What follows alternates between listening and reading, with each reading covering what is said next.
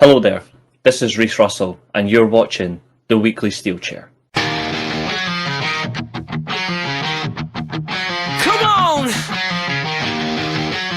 You know Reece has got ya! Yeah!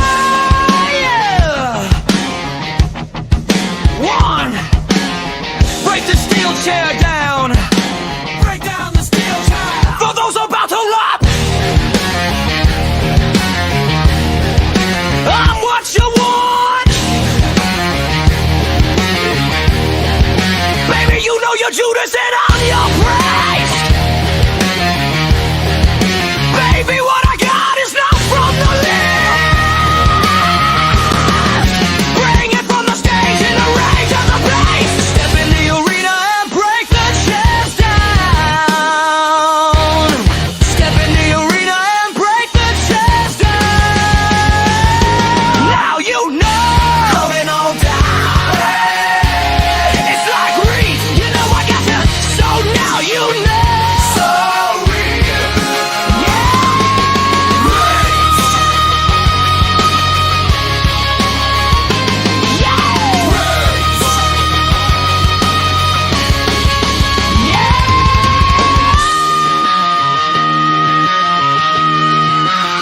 I'm awakened from a deep sleep, you're all weak! You're living in the agony of defeat! I am the master of your whole head! I am the pastor flocculation! Step into the town and break the walls down! Your heartbeat is the only sound! Step into the light and then you'll know you were stopped and dropped by the walls of the steel chair!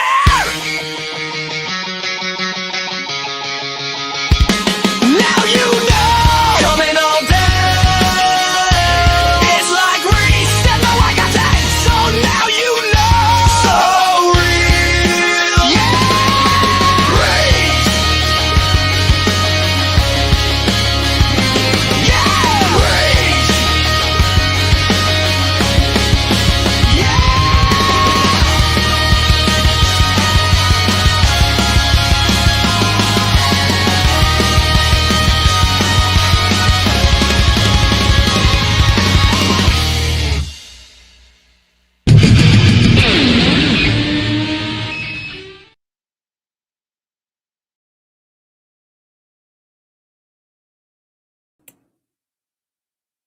Hello everybody, welcome back to the Weekly Steelchair, where we are doing one of our classic watch-alongs. You know the score. We're not watching Raw because we have high standards on this channel. So, we are re-watching a pay-per-view. We're going to have a bit of fun. And we're just going to kick back, relax, just enjoy it. Nothing else really. There's no agenda. None of that 21st century, depends on what you like, could be mixed, could be shit bollocks. No, this is pure 20th century, late 90s Royal Rumble carnage, full pay-per-view. A grand spanking 2 hours, 51 minutes and 55 seconds of piece of crap. So that's what we're going to do. We're going to sit back and watch it. We have, of course, the big Royal Rumble event. We have triple can't beat racist allegations versus Goldust for the Intercontinental title. We have Shawn Michaels versus Psycho Sid for the WWE title. We've got Undertaker versus Vader before they compete inside the Royal Rumble match themselves. It's quite the variety, but it's good to see everybody. Zodiac, Chester, James, Carl. It's good to see a good variety of everyone in the stream, and we're certainly going to have a bit of fun. But I only ask, please, you know your job on the Steelchair. Everybody knows. Please like, share, and subscribe. I don't ask for much. Probably the only thing I actually ask for is just the kindness of some support. So please do like, share, and subscribe. I am watching this directly from Netflix because it's so much easier because it's right there and then. but you can watch along with me, and I certainly hope that's the case. I'm certainly going to give you my commentary.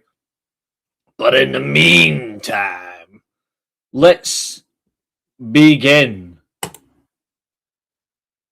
Of course, it's a little video package because this is obviously the Royal Rumble in '97.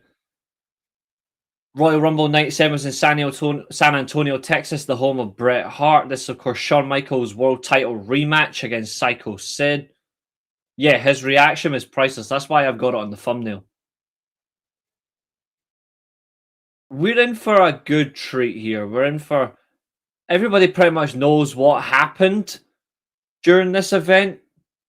It's still a fucking good Rumble, you know? Like, that's what we're here for. We're here to have fun. So, naturally, shoot to kill.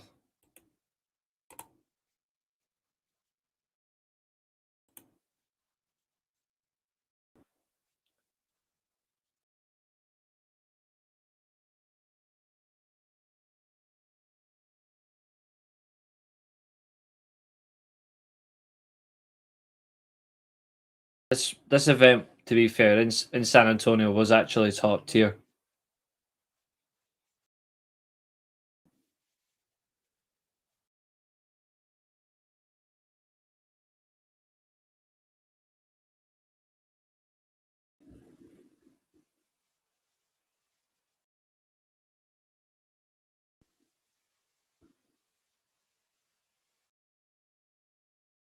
Oh, not bad.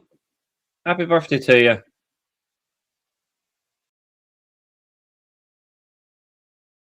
Yeah, I forgot about this pay-per-view. Not only is Jerry Lawler on this one, but so's Vince and Jim Ross. Back from the typical, we're going to quickly fire you for a few weeks.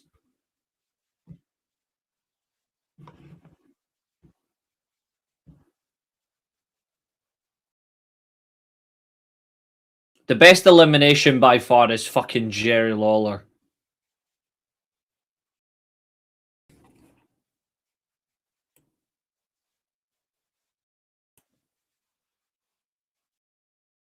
I am at 2 minutes 34.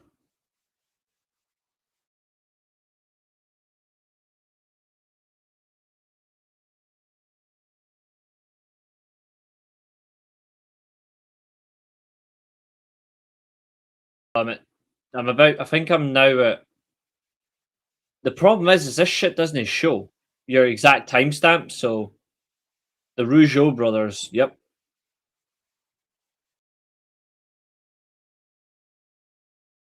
Goldust comes out.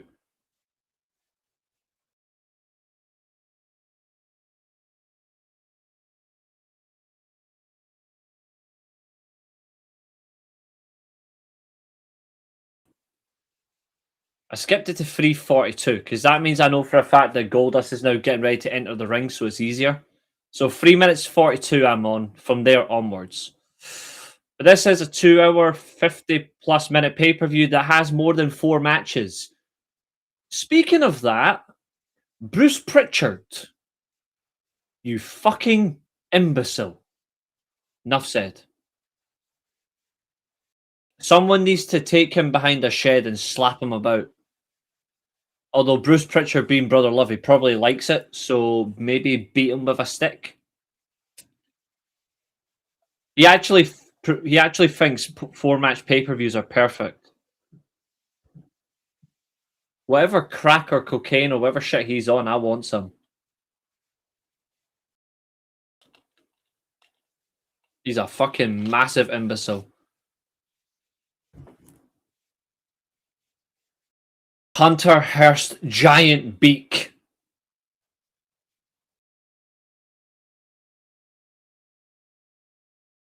No one's infatuated with him. It's annoying as well. He's the one that gets rid of the white strap title. The fucking big-nosed bastard.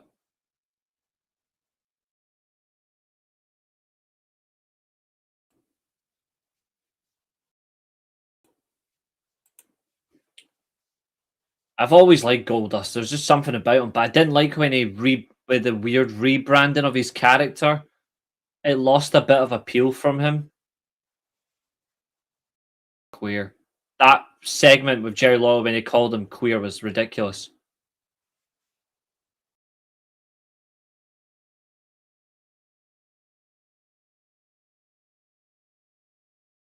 I actually thought the way they did that was wrong because that really stuck to Dustin Rhodes and it got the worst of him. Not sure he's ever had an original thought or idea. Really can't stand the guy because he constantly blows Vince. Considering what he said about Ultimate Warrior. Mm-hmm. I'm only obviously they're doing the promo package for this match. I'm just showing I'm just covering the fact that's what they did say. Like Jerry Lawler did call him that on show.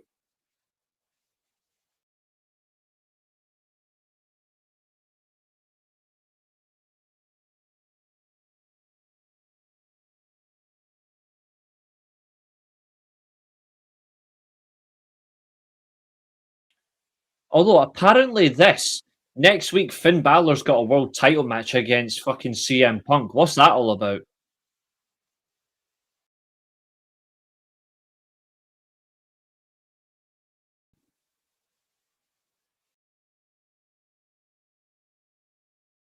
Yep, he did. All right, Maria. I was very surprised. See, this was the one that shocked me when Levesque came out with Mr. Hughes. But look, he's got the black strap. I told you he's responsible for the death of the white strap belt. But the black strap belt was nice though. Mr. Hughes was a bold choice. Breaker is suspended indefinitely. He'll be back in 2 weeks at the Rumble. 2 weeks this weekend. He'll be back at the Royal Rumble. Mark my words. He'll come in either number 1 or number 30.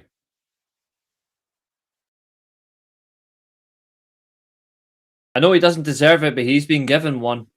No idea why. Anyway, this match is underway. Goldust is beating the shit out of this fucking Greenwich prick. The biggest nose in the wrestling business, covered in shit, like his wrestling career. Goldust follows Levesque outside the ring. Hunter Whore Helmsley has been taken to the promised land. He has been dropped on his face on the metal railing. Referee Earl Hebner. 10 months later, this guy's gonna fucking screw up the wrestling business.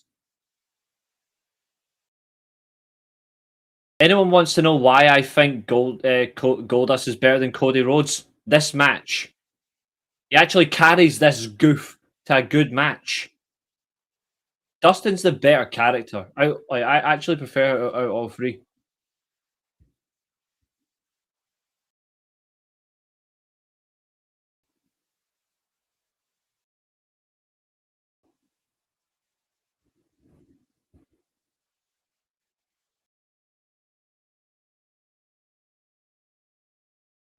I think they're giving it to Finn Balor purely out of service, but it wouldn't surprise me if there's something part of this. You know? Like I have a weird feeling. Going for the pedigree early.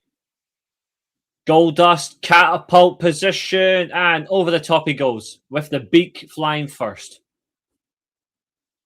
Got his own sip gold. Yeah, that poor railing. It's almost it made his nose bigger.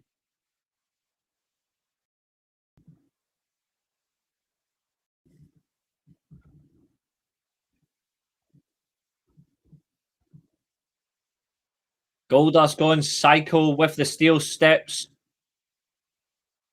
Referee, of course, is proudly letting it go. Good man, Earl Hebner.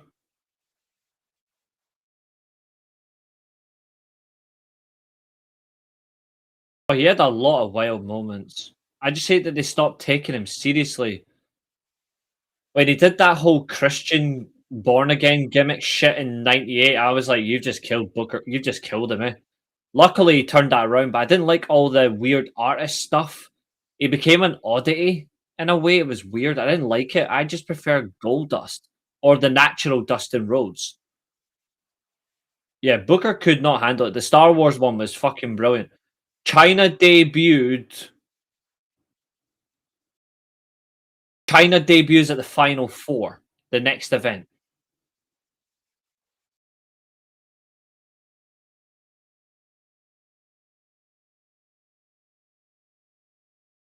Yeah.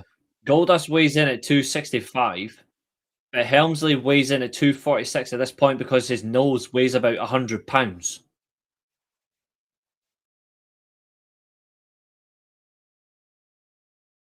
Oh. Ooh, I can do that too.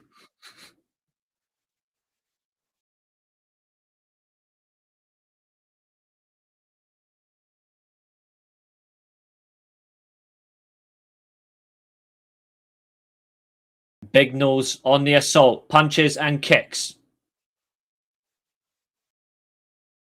Strong Irish whip, but he gets a boot to the nose. He's going to find that in Greenwich. And a clothesline from the golden one. 1, 2, kick out. Proper wrestling fans in the arena, not weirdos that sing songs. I am on... Because I'm watching on the PC. Hold on. Let me pause it. Say 11:30. Yeah, 11:40. Yeah, 11:40. I paused it just for that. That's it. Oh, the 7-Eleven part was fucking fantastic. Is this the best Gold Dust match ever? No. He's had some good ones. I actually think the best Goldust match. There's a double axe handle. I think this is the one where Goldust really proved that he's actually a good worker. For me, Goldust's best match was against Taker at In Your House Mind Games for the Intercontinental title when Mankind interferes. I actually think that was his best match. But I actually do like this one. I don't hate this match at all. As the Goldust character, absolutely. As Dustin Rhodes, just Dustin Rhodes, no. Although that's an interesting question, though.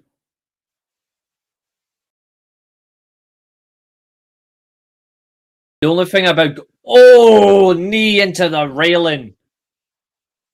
That's gonna sting. Truth be told, the only thing I hated about Goldust was turning the character babyface. Fuck you, Val Venus. Goldust versus Roddy Piper was wild. That should be a disqualification, referee. Steel steps onto the knee of Triple Nose. He's going to smell that one.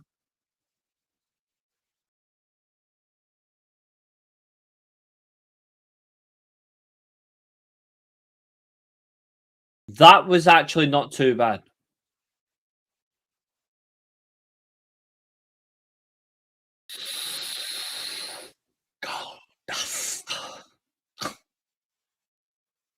Leg trap, sweeps the leg, and then drops the knee into a knee drop into the knee and the hamstring of Triple H, Hunter Hearst Helmsley. He would not go for that name yet.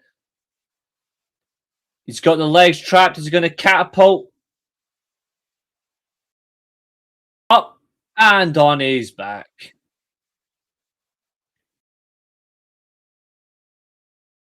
That's correct.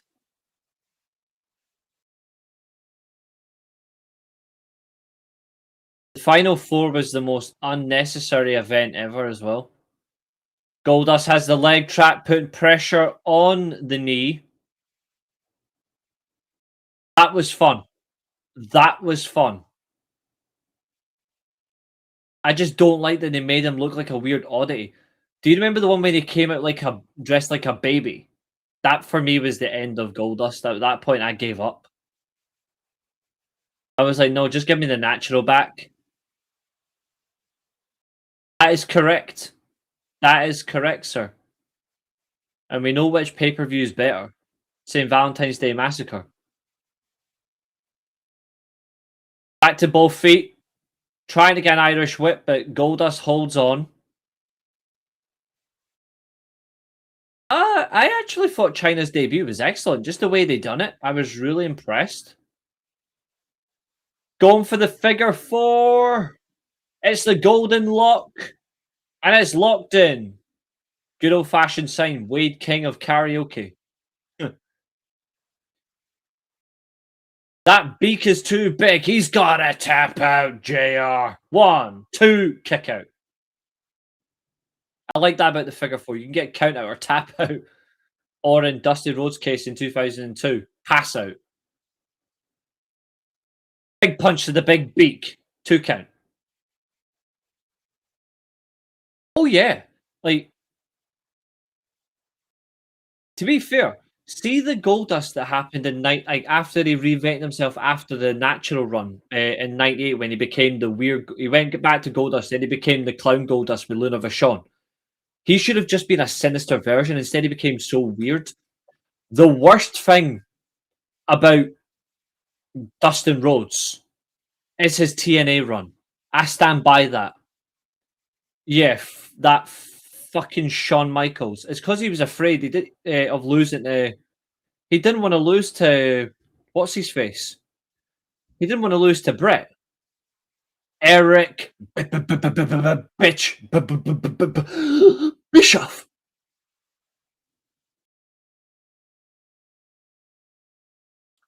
I didn't like that stutter gimmick as well. That was not right at all. Yeah, Black Rain was crap. Zodiac timestamp, please. You're up to date with me. In fact, if I put it on from my Netflix on my phone, let me see. If I switch on, then just pause it. 70. Thank you. Yeah, I hated the Black Rain gimmick, especially when he was licking a rat. Sure, if you want to have the plague, mate, but I fucking hated that. The Abyss part as well. Oh, a knee breaker. Did you enjoy his second WCW run? A little bit. A little bit. His first run for me was better because I liked when he teamed up with like the likes of Steamboat, etc., and then his TV title reign. Goldust could have became a bro. I'm going to stand by this. Maybe people will disagree with me, and that's okay. I think Goldust would have been a very interesting WWE champion, whether as Goldust or as the Natural. Nobody wants to lick a hairy rat. Exactly. But he did. We are back in the ring. Goldust is taking the zip down on his suit.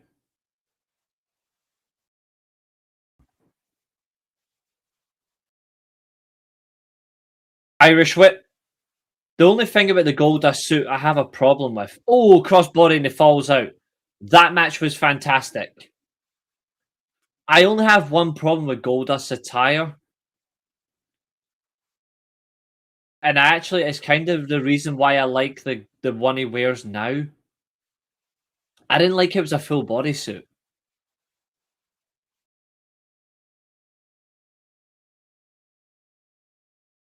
Yeah, I mean, I do agree with that. Once Stone Cold got into his firm footing, I agree. But I'm like 95, 96. He would have been a more interesting champion than Shawn Michaels. And Diesel. I'm gonna go one better, Chester. Vince McMahon and Jim Ross should have been the commentary team on their own. I actually think Vince as a trio was better with Mr. Perfect. I've never really liked Jerry Lawler on commentary. I've never really been a fan. Levesque trying to do his stupid bow. There it is. Ah, he falls to his knee. Ow. Ah. Oh. Oh, ow. Oh, there we go. I think Vince was a decent commentator. I don't think he was outstanding, but I think he was much more. I preferred to listen to him than Jerry most of the time because I hated when Jerry started taking the job seriously. I was fine with it. It was always puppies and all that shit, and I'm like, mate, fuck off.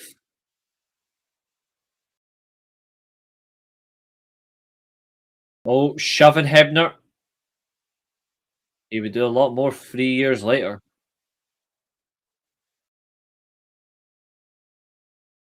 And Goldust goes into the railing.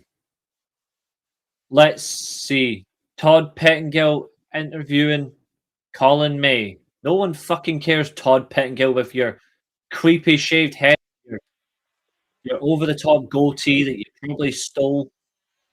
You creepy bastard. You creepy little bastard. Did you think Scotty 2 Hotty was more talented than Grandmaster Sexy? Yes. To be fair, Brian Christopher is a good wrestler, but Scotty 2 Hotty had actually had a much better character and he could do better matches. But I liked Brian Christopher. You're not wrong. You are not wrong.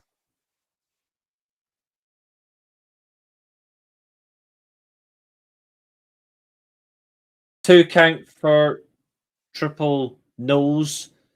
Goldust is struggling here, but it's a big title match for the Intercontinental Championship. We know who is going to win the title soon after this event, regardless. Goldust smacking the mat, trying to fire up the crowd. Marlena with the cigar. He was. The only downside to Scotty 2 Hotty was the worm. Big back body drop. Sends that beak flying all the way to the bird's nest. I thought the worm was a good aesthetic move, but it should never have been his finisher. Yeah, The Rock. Tuchel's tag run as tag champs was brilliant.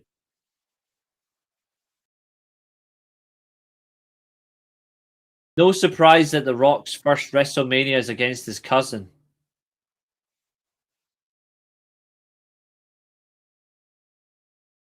He did. It was over. I think he could have had a better move as a finisher, but the worm could have just been a good setup. Levick trying a superplex, fails. Goldust big headbutt up to the top rope. Goldust gonna fly. And he missed the elbow.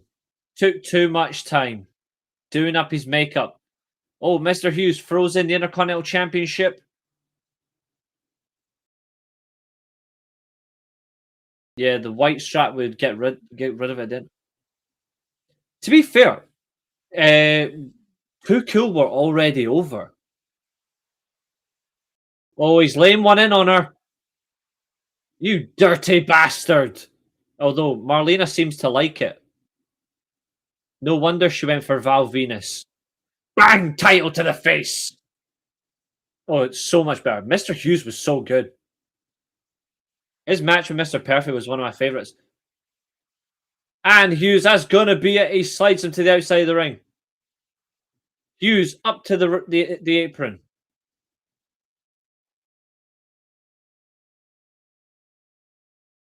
Just remember the old intro. The World Wrestling Federation, live in 60 countries. Yeah, name them all then. Big clothesline. On one leg, I'm surprised he knows how to work. Double underhook position, hand on Goldust's arse. Here we go. Pedigree.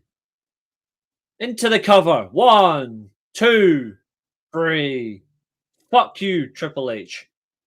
Yeah, that then now forever shit is horrible.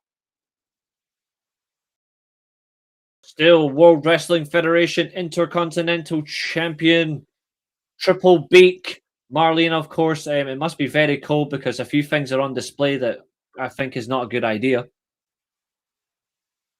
I hate the fact he got rid of the white strap.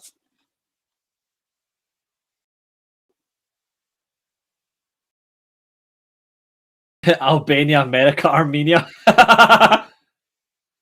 Why did Mr. Hughes never get over? He never lasted in promotion.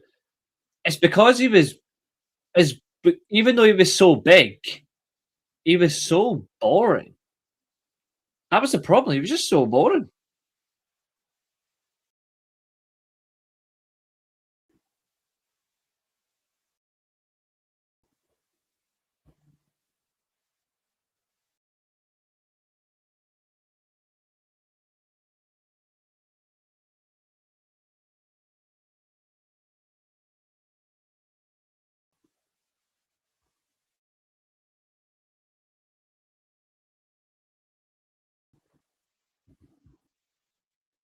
Yep. Here comes Bret Hart interview ahead of the Royal Rumble.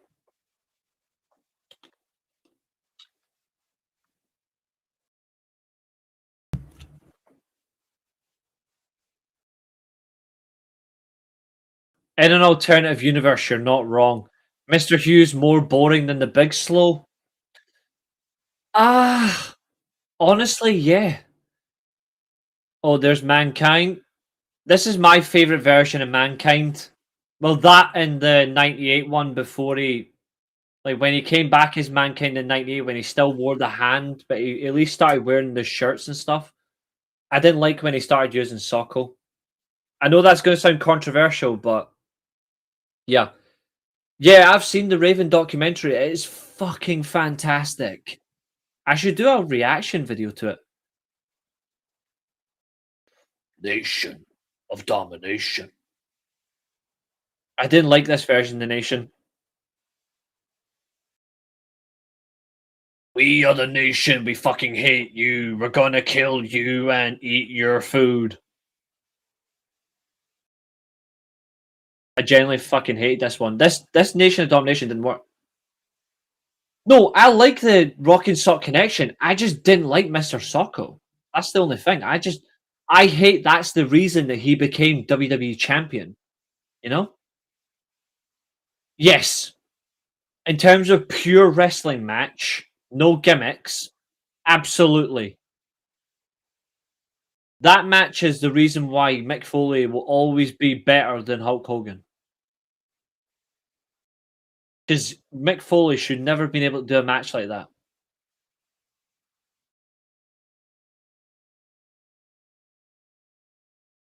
Farouk like this was wild. Proper wild. Yep, Farouk versus Ahmed Johnson. Ahmed Johnson was pish. There's Crush. He had more changes than a prostitute on a street corner. We are just the three guys of domination. All right, mate.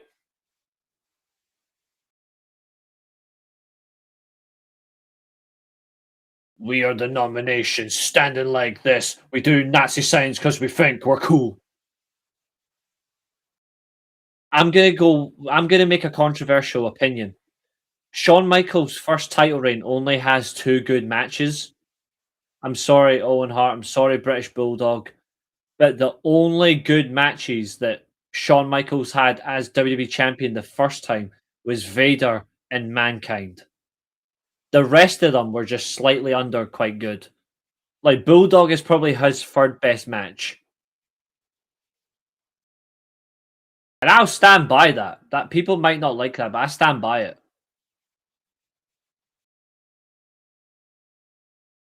He was, yeah. I just the only issue I have with this version of the nation is it didn't feel as united. But when he made it just himself, D'Lo, Rock, etc., it was fun. I mean, you should be able to hear what I'm saying. I'm talking.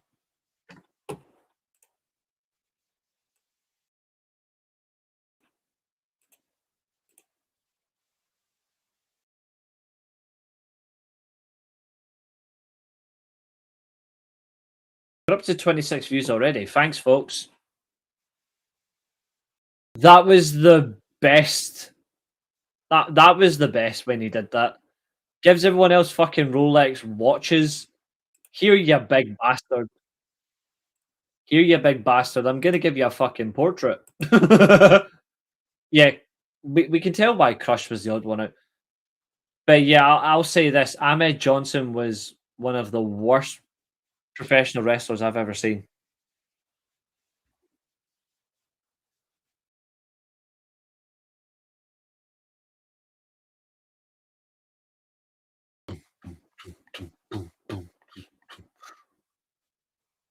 The way they started the nation was good. The Dominator. The Dominator was by far Farouk's best move. Did you like Owen in the nation? Nope.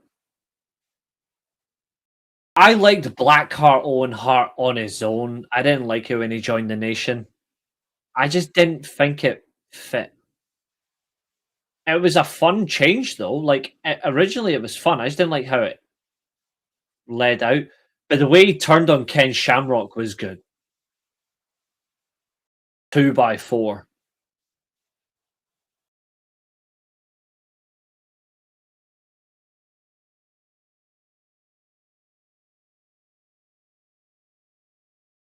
Yeah. Ahmed Johnson was horrible.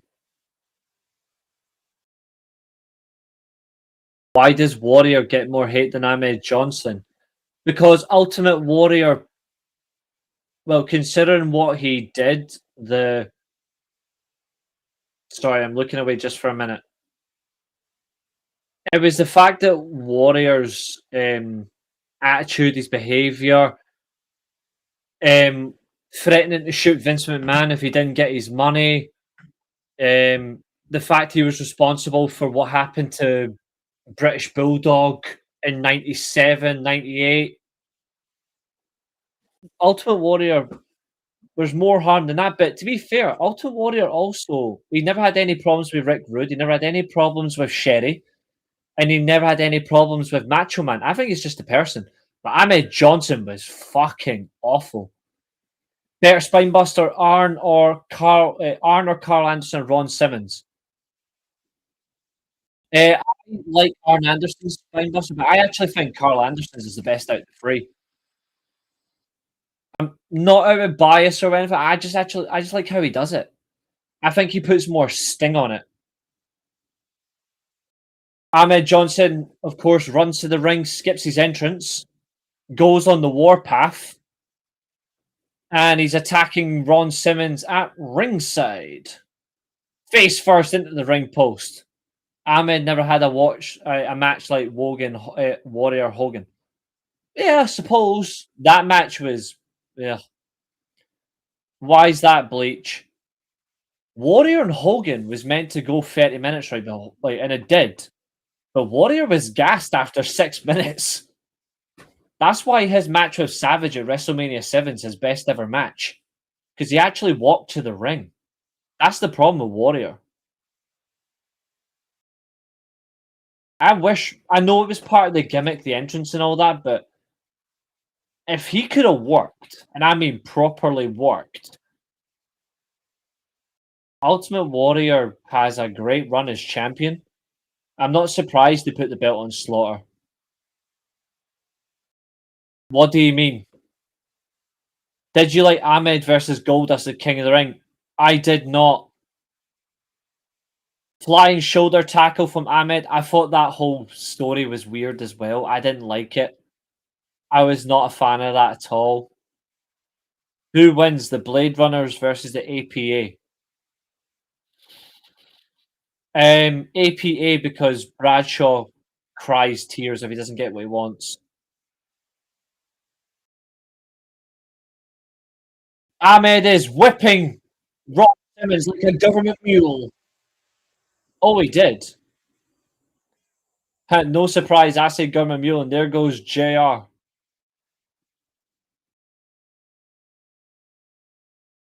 Ron Simmons getting whipped like he would do to anyone else, but of course he loves it. There we know he loves it.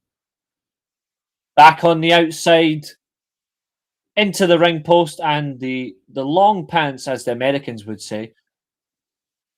The long pants are off.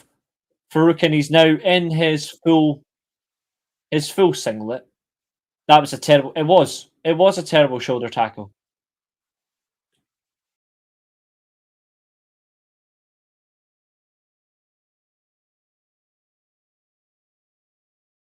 Yeah, I don't often agree with Hogan, but if you actually watch that match, Warrior is gassed so quickly. I actually really didn't mind the Bradshaw character, but JBL was decent. Halloween Havoc was horrible. That was horrible. But no, when you look at Warrior at WrestleMania, like he really was. Oh, he does. Honestly, seeing this match, Farouk should have went. Sorry, I only work with professionals. Power slam onto the chair. He's got the steel chair. Mike Chioda loves metal. He's gonna smack him one. Bang! Referee is not calling for a DQ. Chioda, do your fucking job, you punk. Sorry, ladies and gentlemen, I don't mean to be loud, but I'm home alone, so it makes sense. We've got a lot of watch-alongs this week, folks, so do keep yourselves in tune. Enjoy what you can.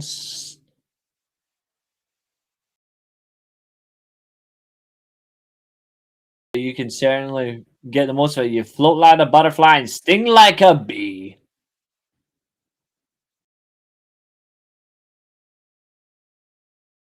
Ron Simmons is covered in gold dust.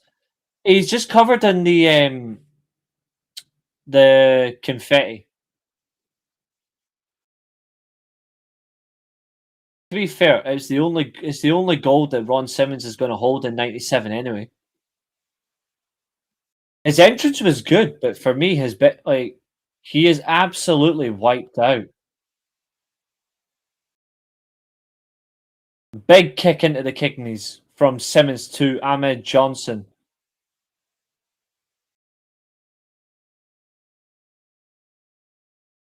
Because she's got a character. That is true, Maria. Except for Farouk and Ahmed. They at least got to work with the likes of Taker. Ron Simmons' WWE title match at King of the Ring '97 is actually low-key underrated. That's Taker's best title reign by a mile, in my opinion. Oh, Ron Simmons with the big punches to the lower back and a camel clutch. It sucks we never got Harlem Heat versus Doom. Yeah. Mark Henry and D'Lo Brown. Yeah. Horrible.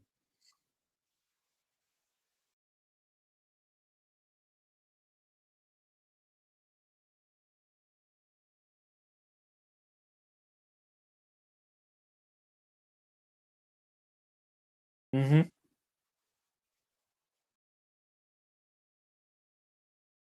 I only have one question.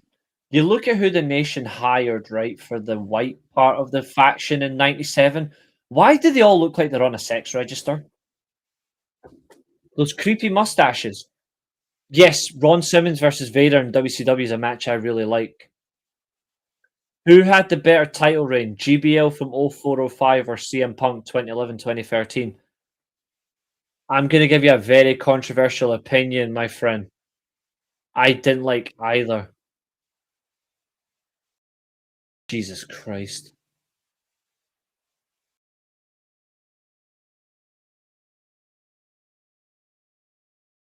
Oh, Ahmed, go for the electric chair. He's going for the electric chair. Oh, yeah, GBL had by far better opponents, apart from Booker T. Big electric chair drop from Ahmed Johnson. And the big slow. Although I will say that low-key, that barbed wire steel cage match in No Way Out 2005 was wild. Here we go. Up to the top. Power slam. Big power slam from this absolute piece of horse shit, Ahmed Johnson. Hello, Lark Bark. Going for the Irish whip. And he got caught. Spine buster. High flat top.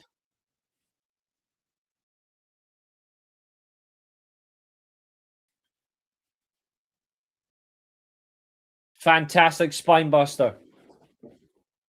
That is correct, and we all know which faction was better. That would be the Ministry. Until they ruined it and paired it with the corporation. Oh, Ahmed's back on his feet. He's back up. Oh, kick to the ribs. Irish whip. Spinebuster.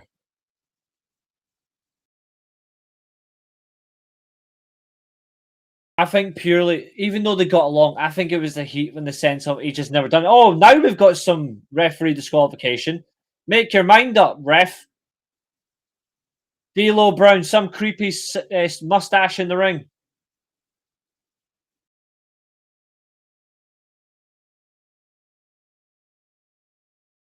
You had back then the corporation, the Ministry, and DX were all feuding at the same time. DX and the Nation feuded.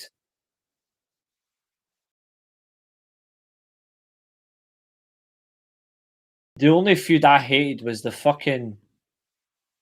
corporate ministry versus the union. That was a waste of time. Ahmed is getting very angry. The ministry should have feuded with DX. But yeah, the ministry, the corporation, they did have little bits of feud with DX because, to be fair, countless times you saw Taker beat the piss out of Triple H. Kinda. To be fair, the Nation of Domination was actually okay. Yeah, it was. The best member of that DX faction led by Triple H was X-Pac, and I will not let anybody change my opinion on that.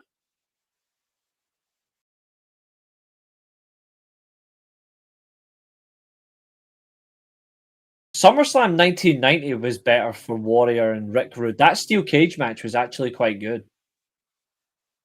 I liked the steel cage match. The Mania one, perfect for Bobby Heenan the way he done it. Yeah, Rude refusing to lose clean was a common thing back then. Pearl River plunge on some lackey through the table, and it was a botch anyway. Through the French announce table, Jacques Rougeau has gone ape shit. Honestly, X-Pac was the best member of every faction he was in. I'll die on that hill. Apart from until Randy Savage joined NWO, Six Pack was the best in that faction. He was the best. He was the best in DX, and he was the best in his own faction, the X Factor. But that's not hard.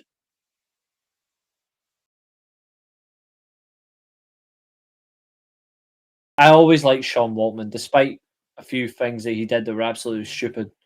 I've always liked Sean Waltman as a wrestler. He was the best member of the Million Dollar Family when he turned heel. That is true. 1993. Early 93, he refused to lose to him. X-Pac was good on the mic.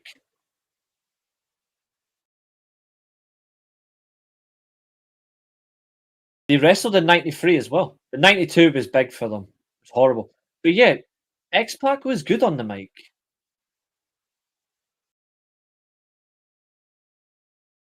The way to that power of plunge into a double underhook slam instead, that wasn't a botch. I'll let him off once.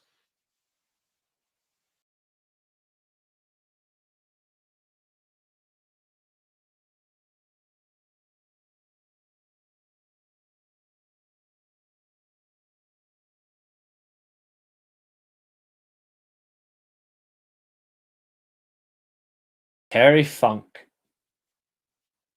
Terry Funk had the best match of the best non-gimmick based match of '97. Well, outside WWE, he was genuinely good on the mic. I didn't mind it, but there was a whole lot. I just preferred him as a single.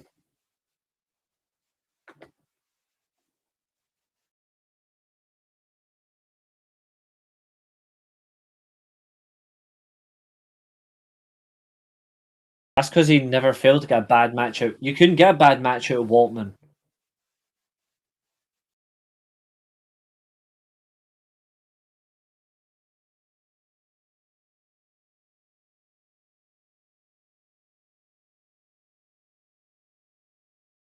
Inside WWE, what was the best non-gimp match in '97? Bret Hart versus Undertaker at SummerSlam.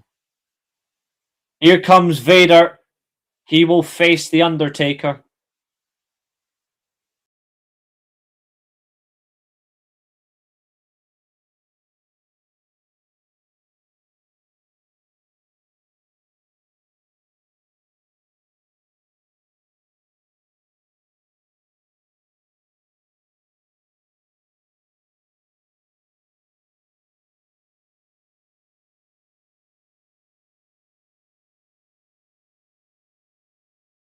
Yes, 100%.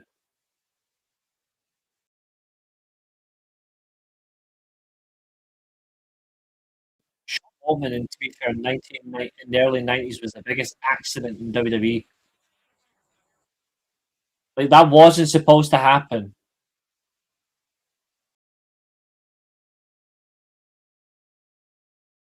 That's what I liked about that as well. His match with Hayakusa was incredible.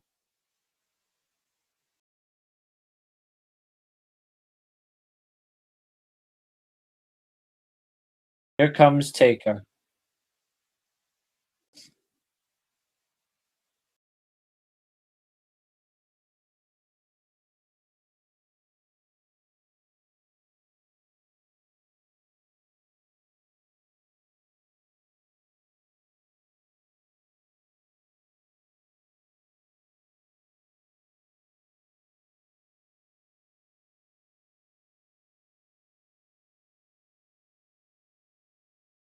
True. That's why they went for the lighter, smaller talent, and that was the best thing they ever did. It's wild that this. It was after this event when Taker stopped wearing the wrist tape and he started wearing the short-handed gloves. I always liked that Hellraiser type jacket. I preferred this version. I didn't like it when he had the giant bit at the back. I preferred this version. I liked when he mixed up with the classic Undertaker where he wore the hat to the ring with the Hellraiser jacket. The wind effects inside the Alamo Dome here were brilliant. See, this is the thing with WWE, right? This is where WWE they actually got it the simple things right. They don't do that anymore. Like simple things.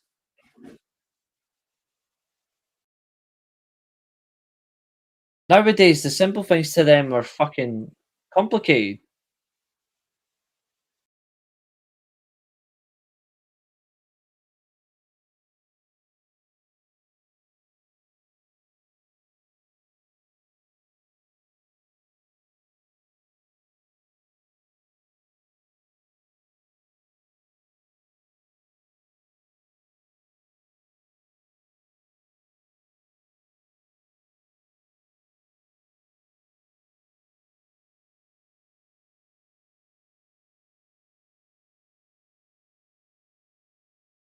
That is correct.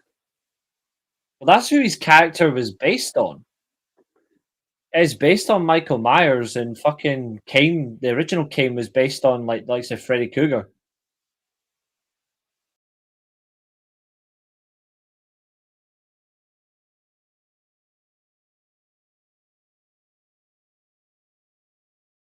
Yes, Vader should have won the WWE title at SummerSlam. It's another reason why I don't like Shawn Michaels. Fucking prick that he was.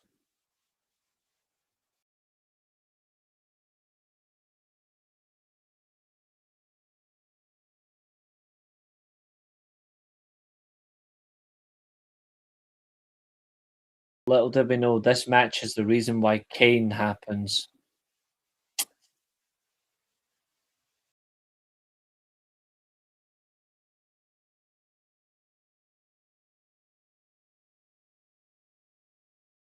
No,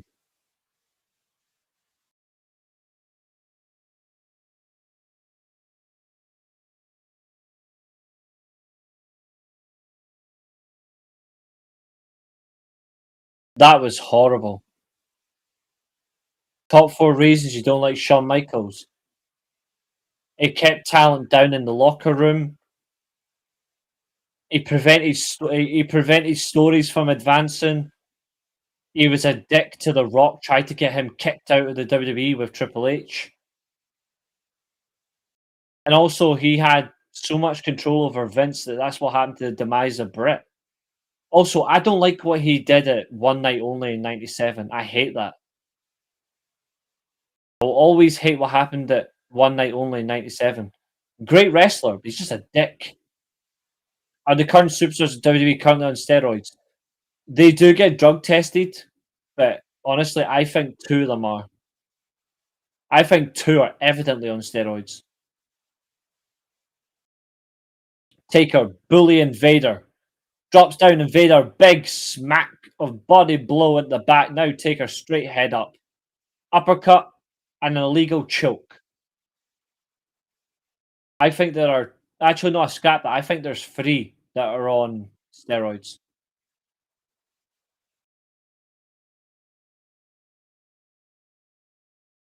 No, she's not on steroids. Yeah. What's up, Fernando? Yeah, Mark Henry generally did not like Shawn Michaels, but Bret Hart welcomed him in. Bret Hart was the first man to welcome Mark Henry into the WWE.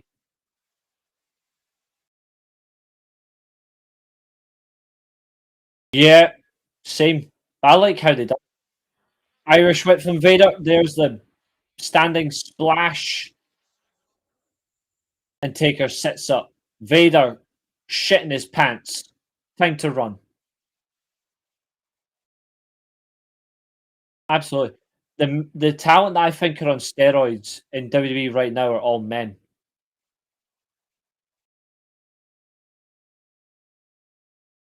Double axe handle from the apron to the outside lands on Vader. There's an uppercut, and Vader's down.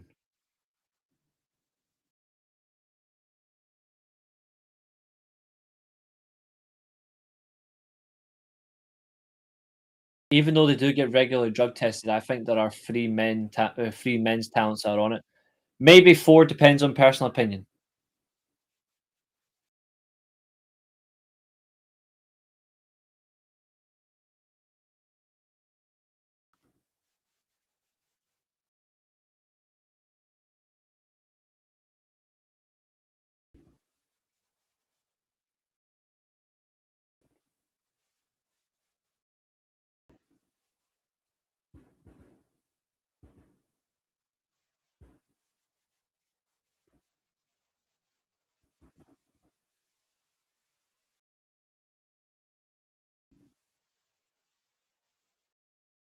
That is correct, Fernando. He said he walked up to Stone Cold, shake his hand, and Stone Cold hugged him. He walked up to shake Hogan's hand, and Hogan kept walking right past him, shooting. Yeah, exactly. Oh, Obafemi is definitely one of the 3 names I think it's on drugs. Obafemi, AJ Styles, and Randy Orton. You could arguably say CM Punk. Kiss, marry, avoid. Ronda Rousey and her Roddy Piper shirt. Still avoid. You could make Ronda Rousey 100 times more attractable and I still attractive, and I am still avoiding her. Taker, arm wrenched, kick to the nipple of Vader. It's actually brought his nipple out of his singlet. Taker, you horrible man. Here we go, up to the rope, walking through. This would become old school. But he gets the trip up, balls to steel on the rope. Yep, that's the one. It sets up the final 4, sets up Austin versus Brett, but to be honest, Brett still should have just won the Rumble. Yeah, Randy and AJ are definitely on shit. AJ's a good trainer, but look at the way he's bulked up so massively. The way he's bulked up so massively is not normal. And Randy Orton gained like 60 pounds of muscle. Even for the time being, he was off injured. He was out injured. It's that's not natural gain of weight in the right way. It's just not possible. Oh, low blow right in front of referee Jack Doan. He stuck. He stuck him right in the banshees. Taker's gonna feel that one right in the dark side. Oh, Todd Pettengill again. Oh yeah, yeah. Taker couldn't stand Shawn up until 2000. Oh, I follow Shawn Michaels.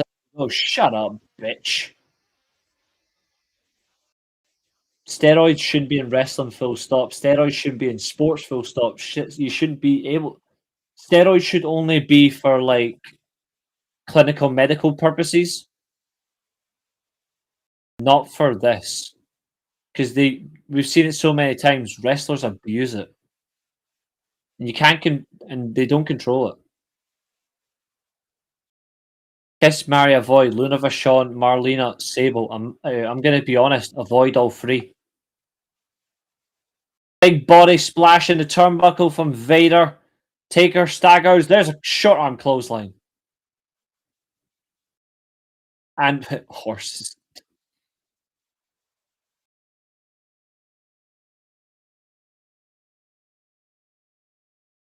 Vader standing on the turnbuckle. Going up to the middle rope. Vader's ready to fly. Someone's gonna die. See you later, mate. Have a good one. There's a shoulder tackle from Vader.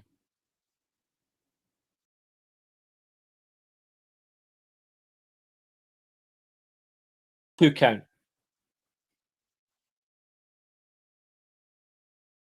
We are nearly an hour into business. I think the fact he said it and he said he was taped up, ready to go, I think he would have done, yeah. I think he would have.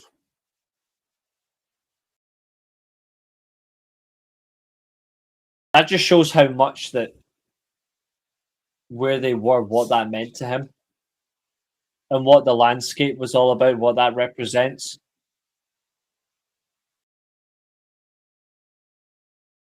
Taker staggering back to his feet. He's being bullied here.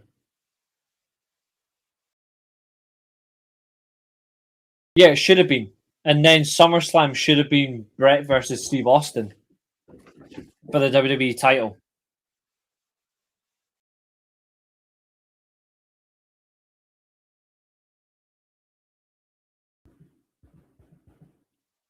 Flying Nun, thank you for the subscription. And also, Fable is a profile pick. Love it.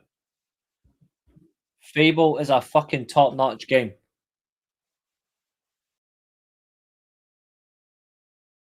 Yes, absolutely Bleach. Absolutely.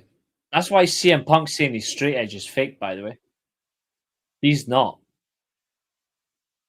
Taker goes for the running elbow, misses. Normally he does a setup, but he doesn't this time. Oh! Elbow right into the groin. Brett was told, right, you're dropping the belt WrestleMania 12, but you'll get the rematch at 13 against Shawn Michaels. He was like, right, okay. We got a better match anyway. Brett versus Austin in the submission match was incredible. Vader taunting the crowd again. Taker standing. Power slam by Taker. What a catch. Big catch. Vader's got a little cut on his massive chest. Big knee strike. Spins him up. Oh, Vader. Double underhook. Signaling a power bomb. Yes. Power bomb from Vader. 2 count only. Taker sits up. And he's back up.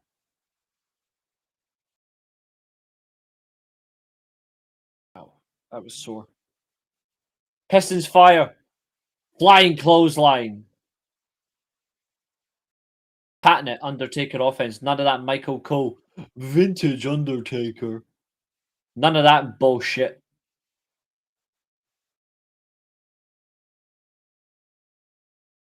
Again, wrenching the arm. Up to the top. Scaling. Going for old school. 1 hour 51 left. We're an hour in. Kiss, marry, avoid. Avoid Elizabeth. Avoid Nancy Benoit. Anything else to do with Francine, I'm all in. Roman and Cody don't juice. I wouldn't put your money past that. Choke slam. Taker, when he did the choke slam, when he used to do like the knee down, was fun. He's signaling death. Paul Bearer's at ringside, and Taker's caught at wind of him. Clothesline. Yeah, I like this spot here. Taker just walking casually backwards, and then he hops over the top rope. Bang! Right hand. Down goes Paul Bearer.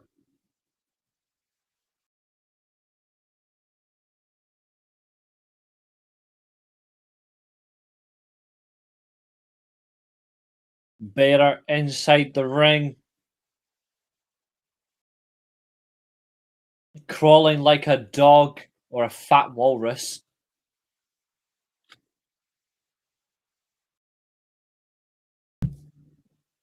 He's got Paul Bearer by the throat. Vader climbing back into the ring.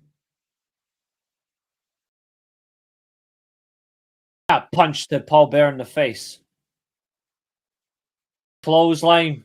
Both men to the outside. Taker lands on his feet.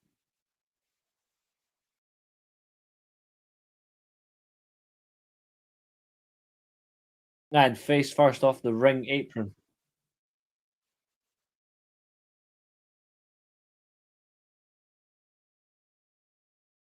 Yeah, they don't. The French announce team has a new table. Taker lining up the steel steps.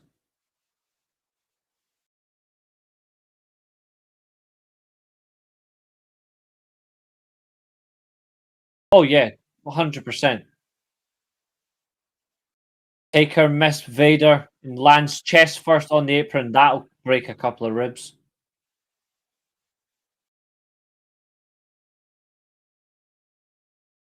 This pay-per-view, this crowd is so much better than the current crap.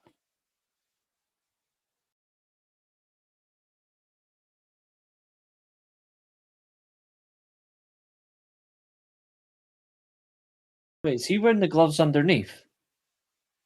Is he wearing gloves plus wrist tape? I always wondered that. He is wearing the short glove here. No, it's not. It's just the tape with the armband. Never mind.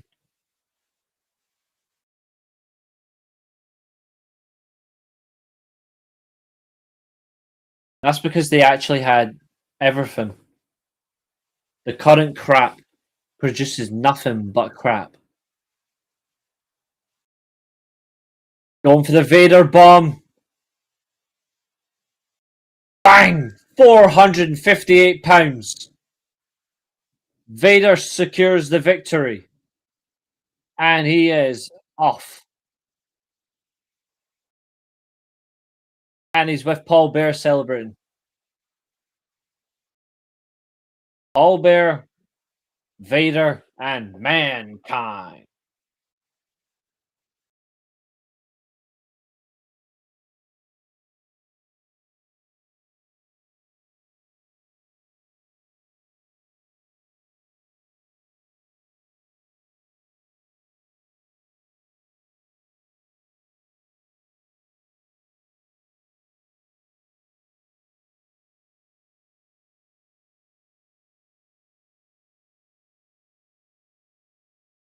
Oh yeah, it was.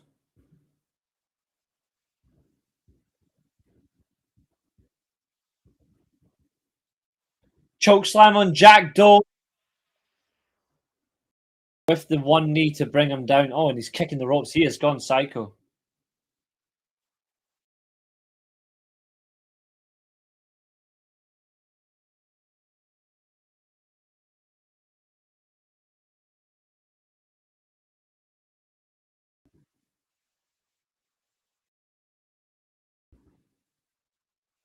Taker's gone berserk.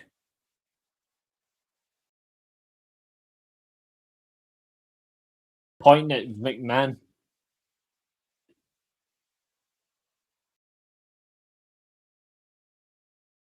That's an angry ginger.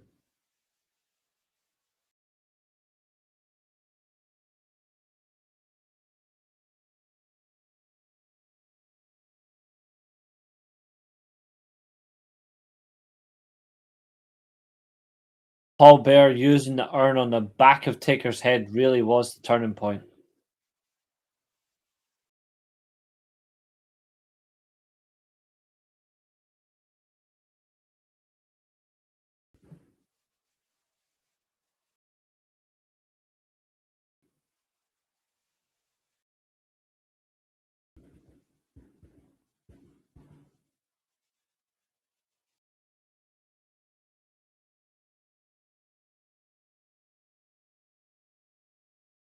The Alamo Dome was a packed out machina of numbers. Steve Austin backstage.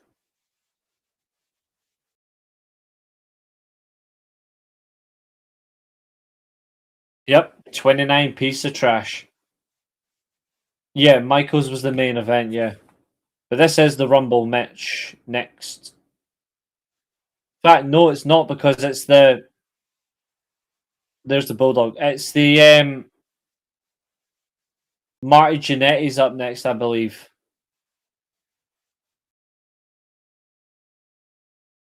And the midgets and the luchadors.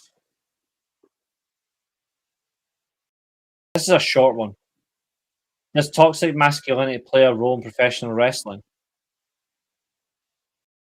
Uh,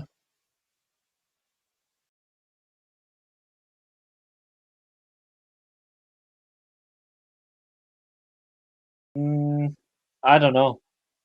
The first ad break on Netflix is at 1 hour 22, and then again 2:18:54. So we're about to get this short one, then the Rumble. The Rumble 1:22:36 until 2:18. Yeah, this is the 6-man tag.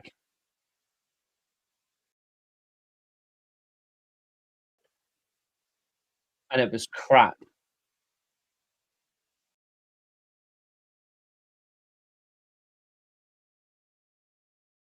Bula McGillicuddy. No. Hell no.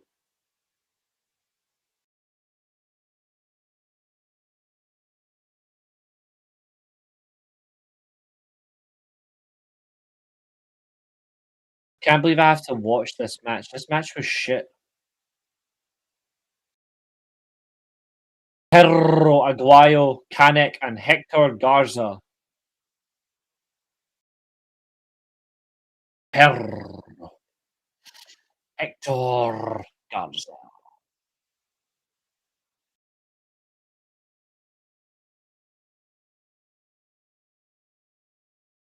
Penguin's brilliant.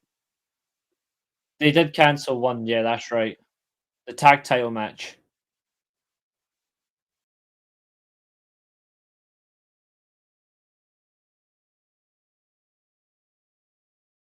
Oh yeah, it's really good. I can't wait for the Batman part 2. That's going to be really good. This match is so shit. This match is like watching 6 pieces of shit all in one.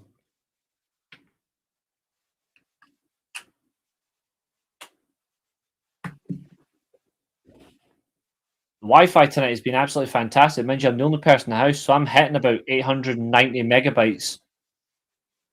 Compared to my last network adapter, I was getting only 200, then it went down to like 50 megabytes. It just stopped working for some reason, so we're smacking here. Court of Owls, yeah, we're going to get the Court of Owls, yes. Not straight away, but it'll build to it. We've got to get through Hush, Mr. Freeze, and then the build-up of Two-Face.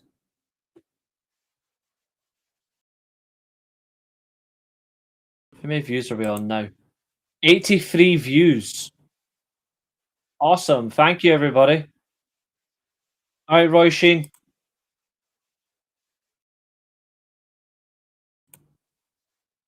To everyone that is watching, we're over 80 views, so this is for you.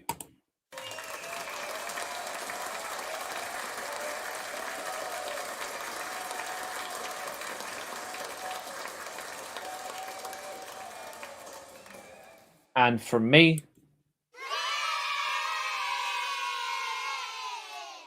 I deserve a cheer.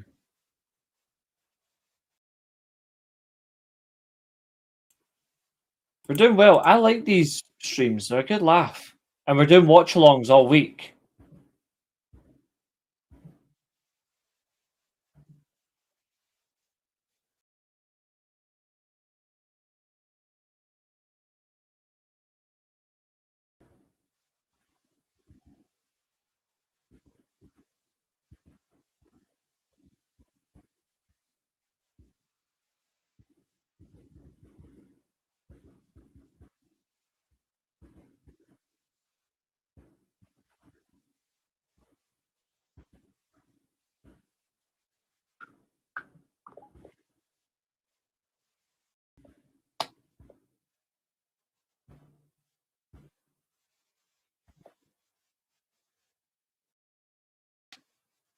I'm just hoping this is the year of the Steelchair where everyone can just enjoy their own thing and we can just keep it going.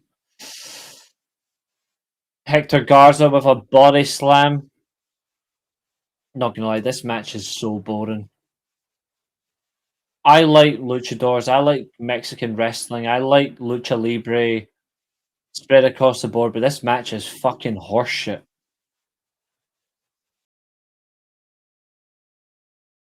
The Barbie movie is better than this match. I'm not even kidding. Up to the top rope, kung fu kick into a senton, and he fucking botched it. No surprise there. Up top, flying crossbody. Vince McMahon. He's a tremendous competitor. Shut up, Vince.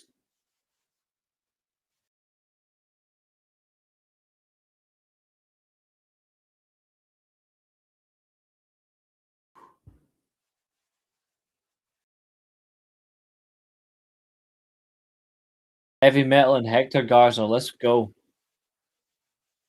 Cartwheel into a handspring. And there's a flying dragon whip. Heavy Metal. Irish whip. Back spring into an elbow. Botched it.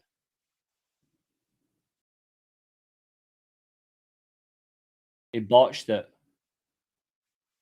Look at that up to the top rope. Backflip. Slides under the opponent. Under Hector Garza. Heavy Metal. Mexican arm drag from Hector Garza. Runs the ropes again. Heavy Metal. Flips round. Tilt-a-whirl backbreaker from Hector Garza. Trips him. That was you know what's funny? See this match? This match would honestly set off the current WWE fan base because it's too much flippy shit. I just don't like this match in general. It's just boring.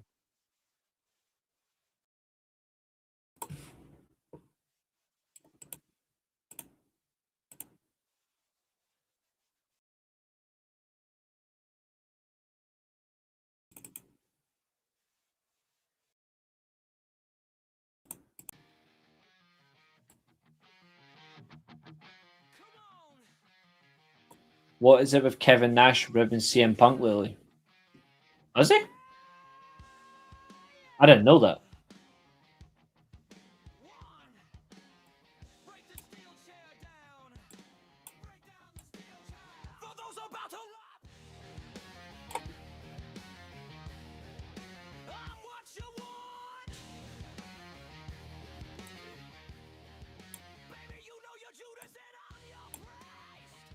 I had no idea.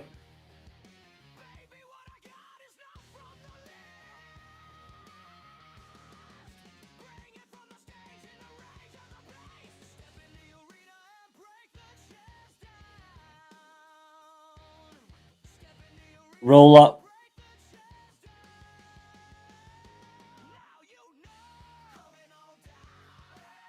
Yeah, this match really was boring.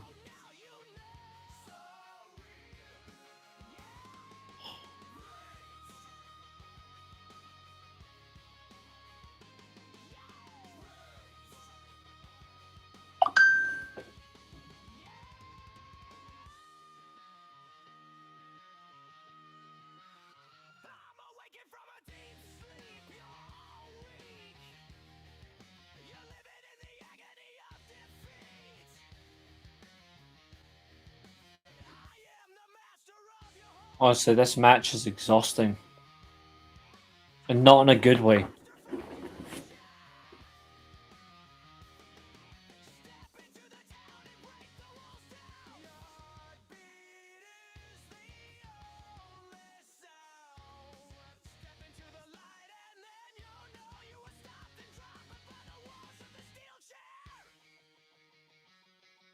Kevin Nash saying all that is hilarious.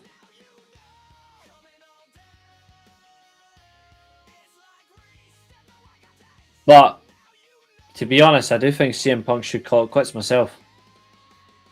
I'm not a nugget, I'm a black heart. Yeah. Oh, he's going for the figure four? No. Heavy Metal does well.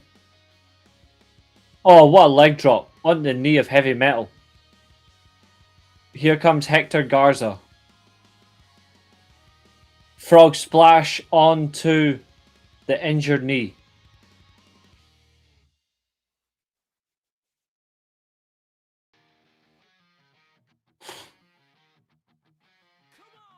Flying elbow from Hector Garza.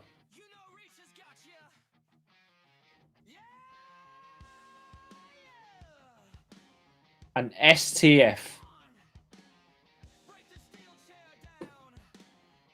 And a big swift kick to the face from Kanek.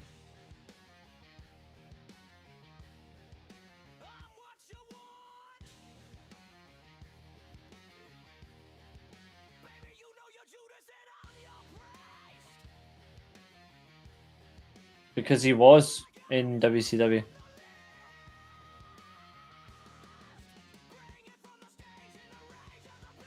Hector Garza trying to get a tag. Fireman's carry position. Samoan drop. Better than Roman Reigns. And a senton. Again, Kanek breaks up the pin.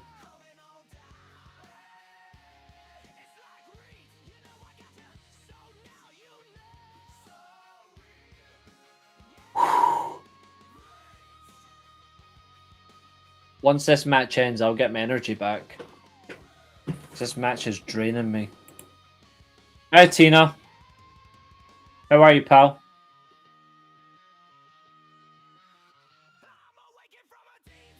I'm not even kidding. I really want to skip this match.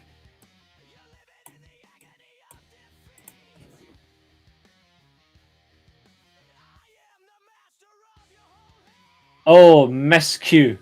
Shotgun dropkick on his teammate. Into a military press slam. And he scooped him.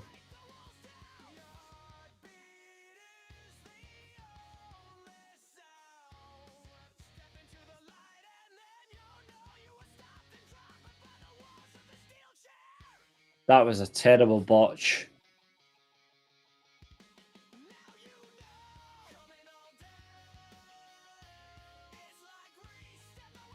Oh, that's a big slam. The fact that you're okay today is better. That's a good thing. Oh, that was a good move. But I think that was also a botch. Garza top rope. The Tornillo.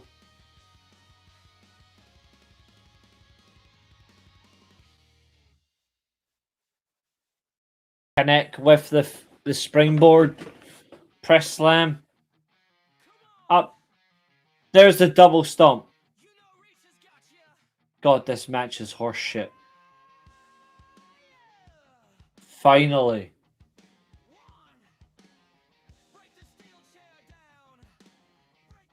Oh yeah, he is. That match was horrible.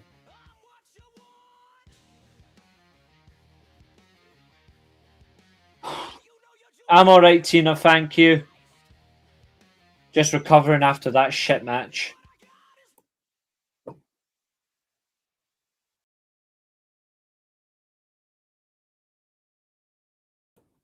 That match was horrible.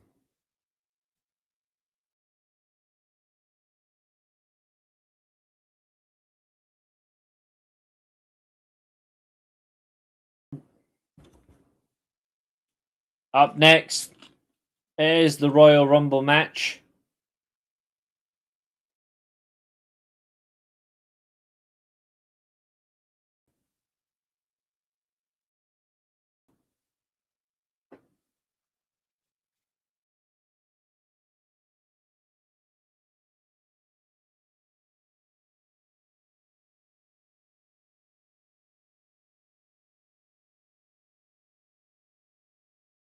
No, that's not what it's about. It's not to do with that. Yep, February 16th, 1997, of course, is In Your House, the Final Four. In Chattanooga. It could have been a whole lot better, that.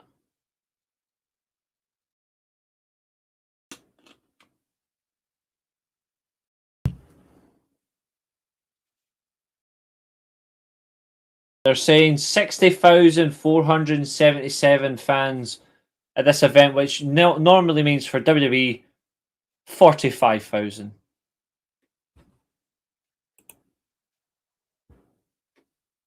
What am I watching? Royal Rumble 1997, Tina.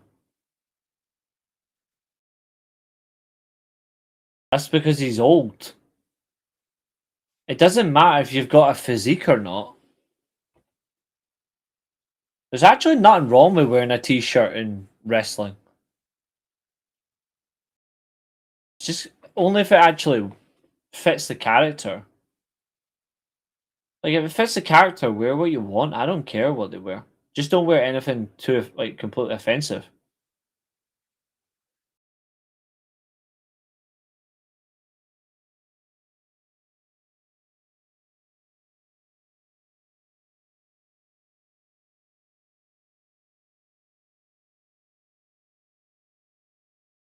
Penta does have a presentable physique.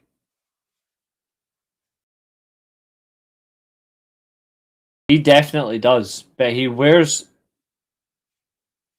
is what he wears. Like his attire makes sense. Now the rest of them, yes, I just don't care.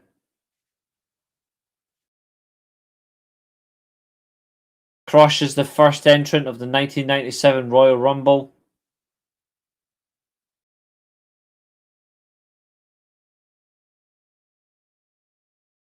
Yeah, absolutely, Zodiac.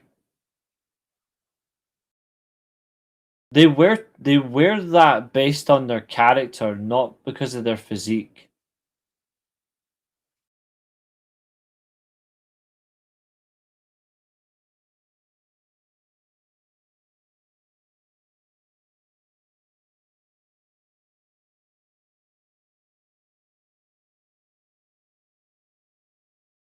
Here comes Ahmed Johnson.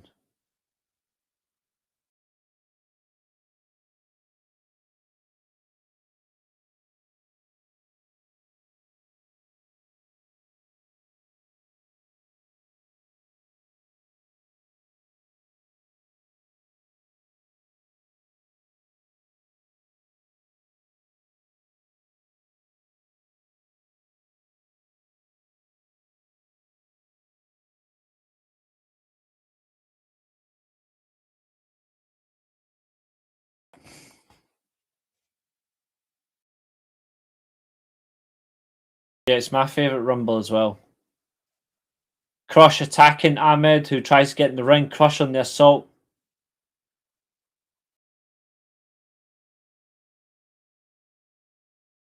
Crush laying it in.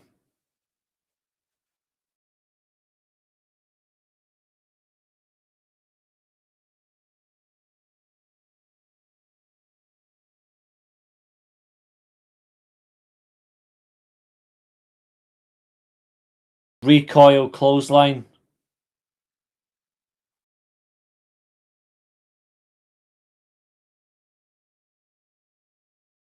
This is so bad.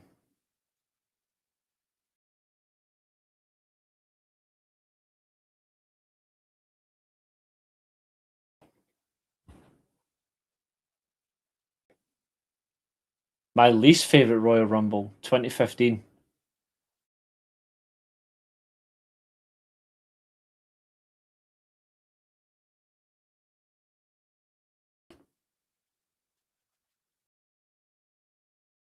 Darby Allin should wear a t-shirt. No. To be honest, Darby Allin should just tone things down a bit.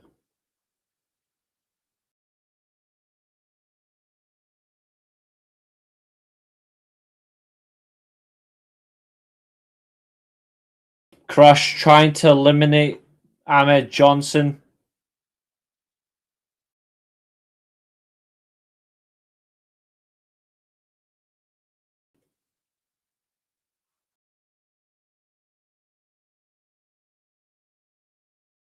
Here we go. Next entrant. Here comes the fake Scott Hall. Or fake Ramon, as he was back then.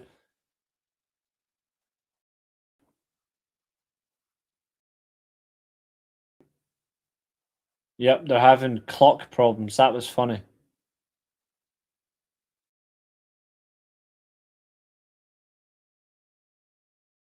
I hated the fake Razor Ramon gimmick. I hate the fake Diesel. And fake Razor is gone. Like his career.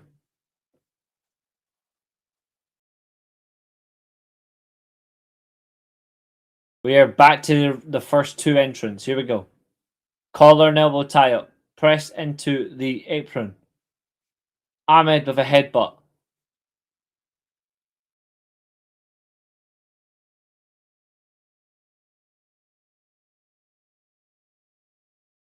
Crush over the rope, but he hangs on.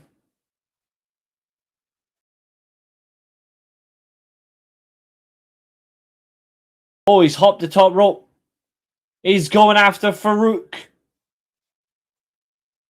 The dumbass has eliminated himself.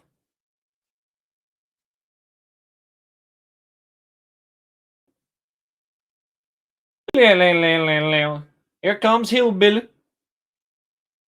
Hillbilly Jim. With Midian. Yep, Phineas Godwin as he was called back then. But it is Midian. Yeah, look after yourself tomorrow. Here comes Midian. Going up against Crush. Here we go. You're talking about my huckleberry? You don't let my buckleberry? I'm taking the piss out of too many people like that. I apologize for nothing. Hillbilly Jim. You know, y'all, Hillbilly Jim.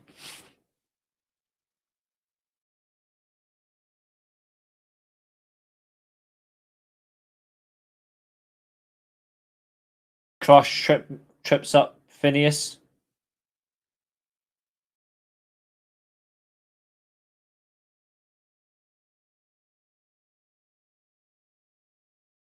Oh, I agree with that. He needs to tone it down a bit. Big punch from Crush to the face. Phineas fighting back. There's a headbutt. Crush laying in the assault here. I guess he forgot the pepper.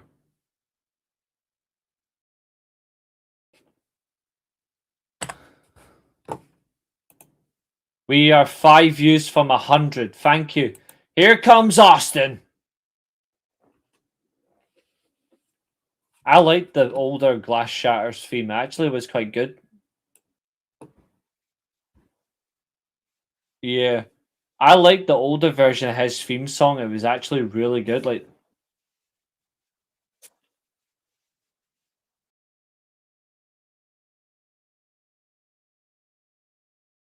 Austin gets in without even getting the vest off. That man does not care. Sean O'Hare was good. Irish whip in the turnbuckle. Austin gets a massive clothesline from Phineas Godwin, and now Crush goes after the hillbilly. He just let himself down.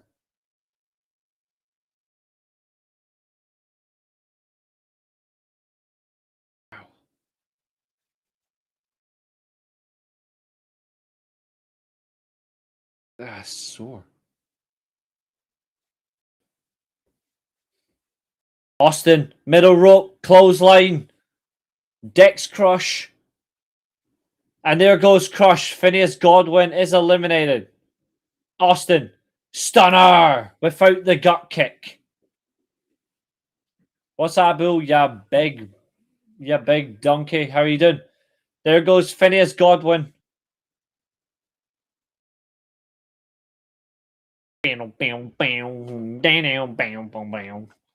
Steve Austin at this point was the top 3 wrestler in the world. American wise, anyway. Here comes Bart Gunn. He was so shit.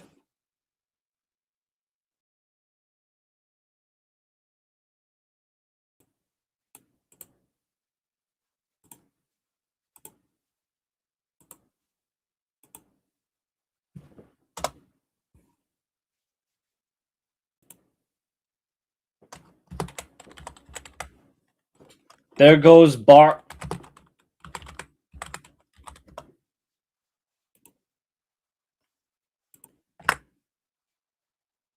Thanks very much, Tina. I really do appreciate that. Thank you. I try to be. Austin all alone. Eric. Bitch. Bischoff. Probably did watch this event going, yeah, I sacked the wrong man. Austin. Looking at the tape. Here we go. The next man coming out.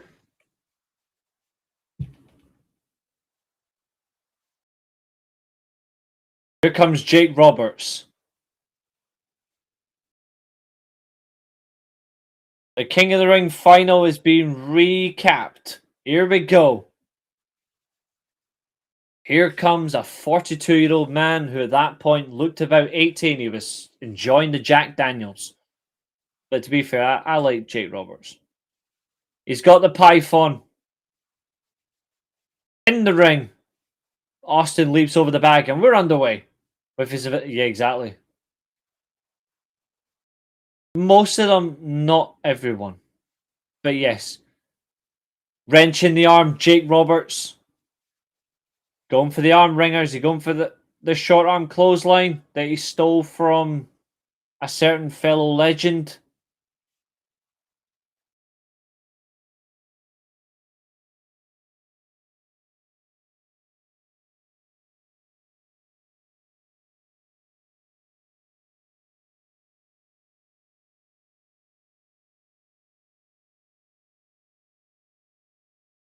Austin laying the punches into Roberts, but Roberts is maintaining good wrist control. Here comes another entrant.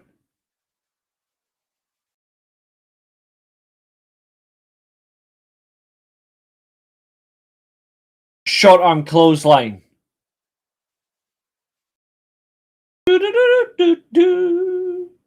Here comes the British Bulldog and Roberts is eliminated. Here comes Chief Steroid.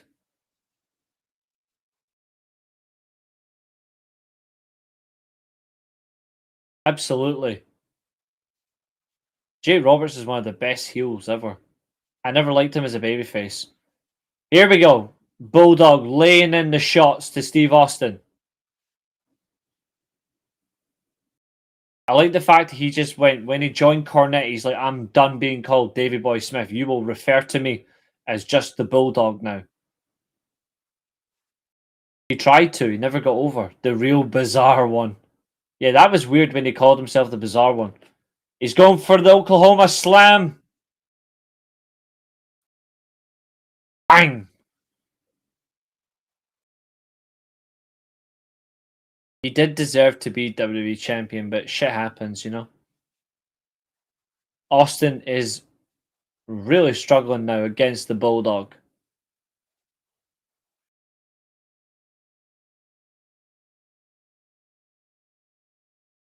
Here we go. Next entrant. Here we go. Austin lifted up using the ropes face first.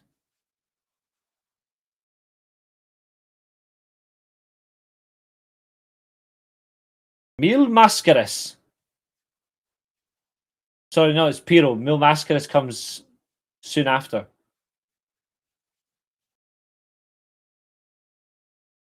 Going after Bulldog. Laying into him.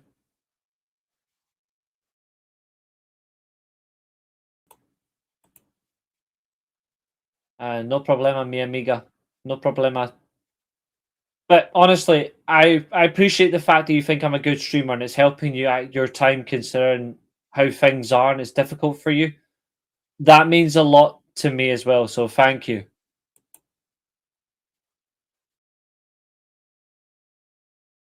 Yeah, HBK really had him good there. To be fair, that was actually a good Rumble ending. It's Bulldog.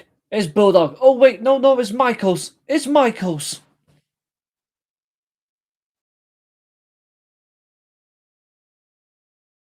be fair, Vince saying 2 years in a row actually was a good line. But that 95 Royal Rumble was so bloody short. I always wonder why. Here we go. Another entrant coming to the ring. I think the next entrant's Abel's dad. Oh, what do you know? It is. It's Rikishi, aka the Sultan with the Iron Sheik. The Rock's first ever WrestleMania opponent. Austin with the elbow, drops it on Prota. This is the best wrestling channel today. Everyone else's channel is too soft. That means a lot to me. Thank you. That means a lot.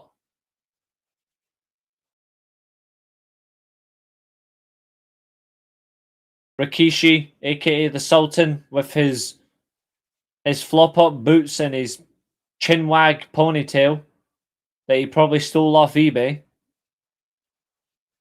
I never liked this character change. It didn't help him at all. The Sultan, it didn't work for Fatu. Perota survives. Bulldog trying to eliminate Stone Cold to no avail. Because you're British, mate. You're not going to do much. Austin poked to the eyes on Bulldog. And an chop block. Sultan with a big scoop slam on Perota. Laying in the elbow shots. That means a lot, Abel. Thank you. Here we go. Another entrant. Another man will enter the ring. 5 people will be in this match.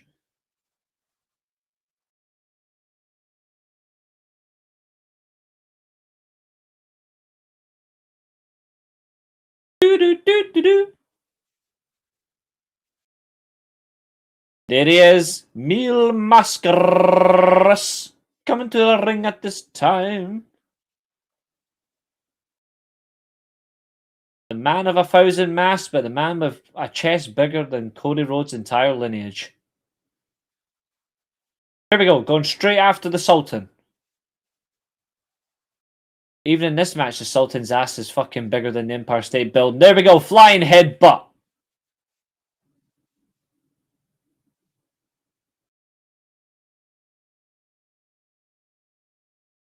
We are really digging in. Some good numbers inside the ring. Bulldog trying to get a bit of air back into his lungs. Bulldog recovers. Going after Austin.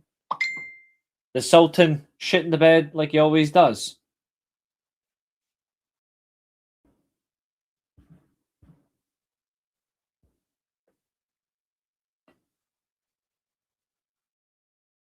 That's an awkward position. It looks like, if you actually look at it from a different angle, it looks like Steve Austin's head is firmly in a place it shouldn't be.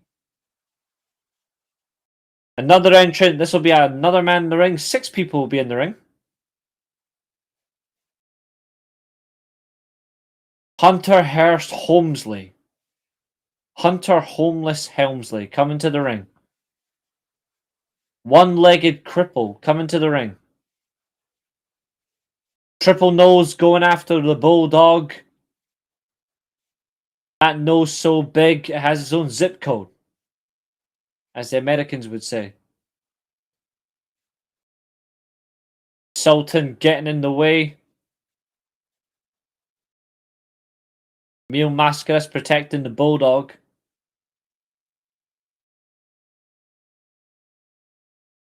Headlock on Big Nose. Austin with the shoulder thrust on Perota. Mascaras going after Triple H. Whereas Bulldog eliminates the Sultan.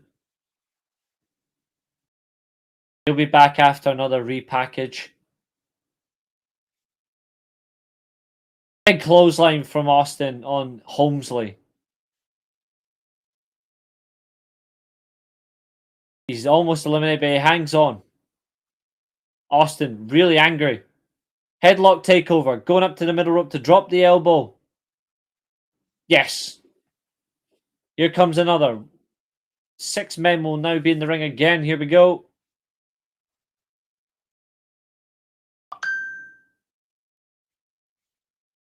Owen Hart. Here we go.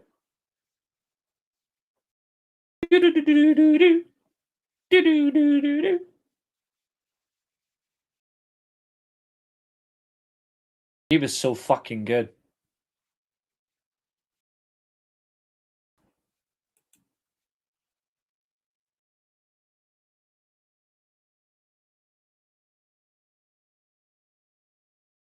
I really appreciate that, Tina. I know that, considering the fact that every time you're in the stream that we do talk verbally, either in English or Espanol, we do at least go back and forth, and we do at least communicate.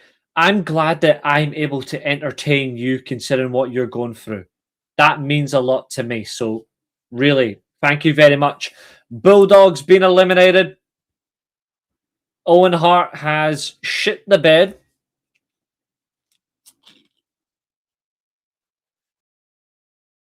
He called Owen an idiot. Talk about racism from a British man to a Canadian. Just kidding. It's not racist. It's just funny. Owen going after Mil Mascaras. Perota going after Holmesley. Holmesley under the hammer. And Austin is getting back to his feet. Whereas we have 4 seconds to another entrant. Here we go. Here comes Goldust. He's redone his makeup. He's coming for a golden shit. Holmes under the homeless are coming out as well to get punished. Austin going after Goldust. He's like, hell no, you're not touching him. Here we go.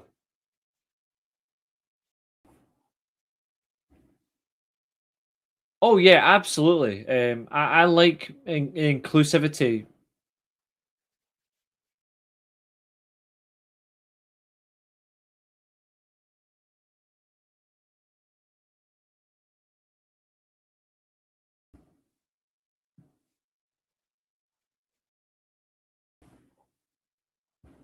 I like streaming across all sorts of platforms. I like the environment I can bring people.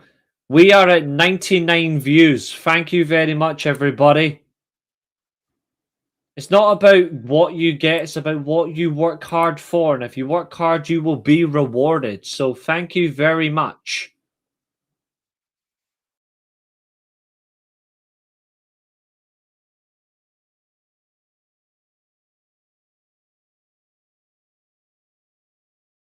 It looks like Michael Carrick is going to become the Man United manager. I've seen who he's going to pick as his coaching staff, but fuck me, we need a proper manager in the summer.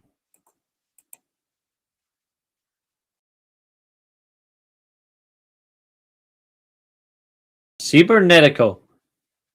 At this point, he refused to call himself Davy Boy Smith. He was just British Bulldog.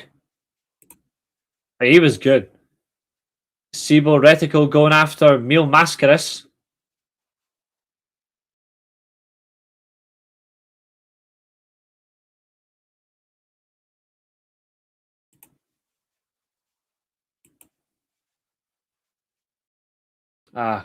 Adios, mi amiga.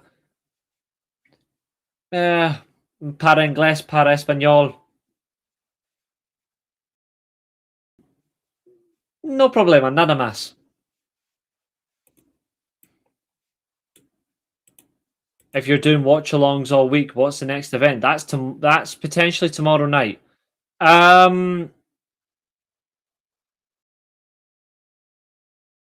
Maybe a WCW pay-per-view. We'll see. It definitely won't be NXT, that's for sure. In the ring, we have Cybernetical, we have Mil Mascaris, we've got Perota, Austin, Owen Hart, Goldust, and Triple Beak. Owen Hart takes a guillotine leg drop. Wow! Here comes Sable. All of Sable. And here comes Mark Merrill, who was absolutely mid. Cybernetical is out. Perota is out. Mil Mascaris going for the middle rope. Are you doing Raw watch-alongs? Nah. Mil Mascaris, middle rope.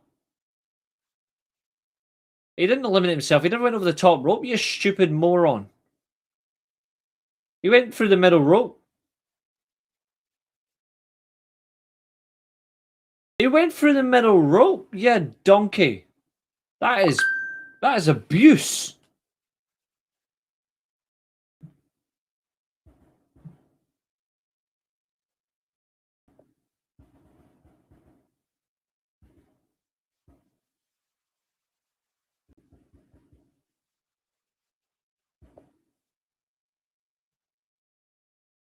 Raw's always shite.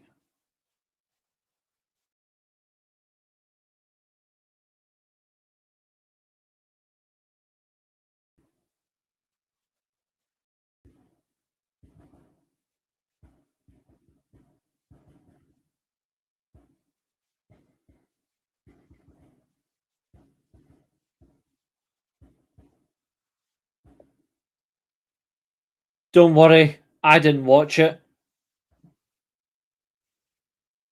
I'm here for this instead. Absolutely, it is the Latin lover. So Sable and Marlena will be all over that. Oh, super kick to Goldust arse cheeks.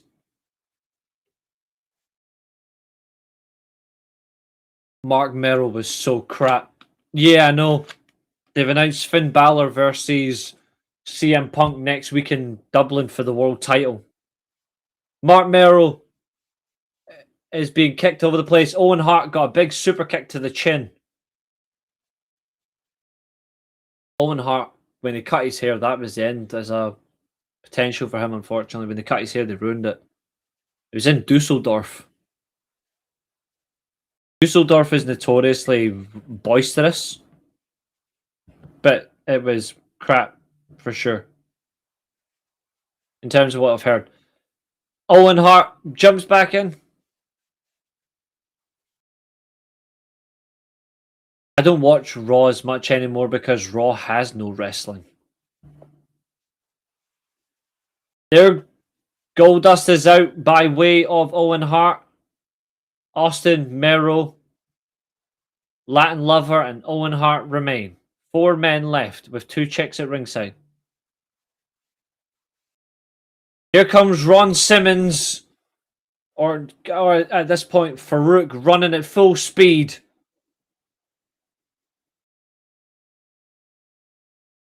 Here we go. Farouk going after the Latin Lover.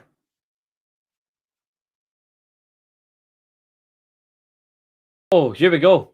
Latin Lover's on the offense. Big back body drop. There goes the Latin Lover. He should be the Latin hater now. Why am I not surprised? It's not even sports entertainment. It's just sports pish. Here comes Ahmed Johnson with a 2x4. Steve Austin, rightly so, under the bottom rope. And Ron Simmons is out.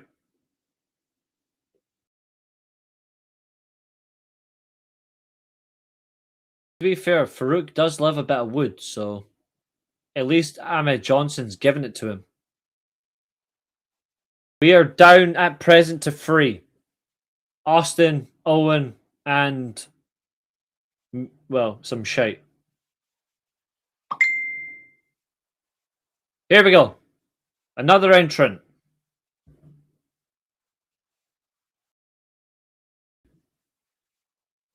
Yeah, Mark Merrill, he's out too.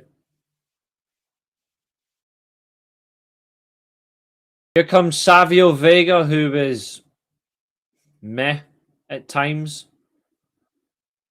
Traps him down. He could have been so much better, Savio Vega. But they let him down. He's a good booker, though. Really good booker.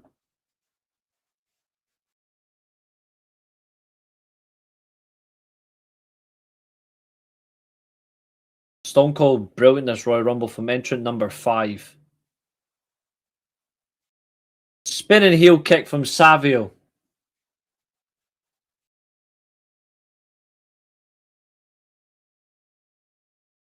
Savio. Irish whip.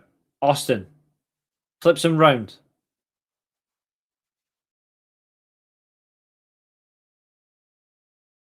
There isn't a face of WB though, that's the thing. I wouldn't say anyone's the face of that company. Savio Vega clotheslined over the top rope. Yes, Caribbean strap match.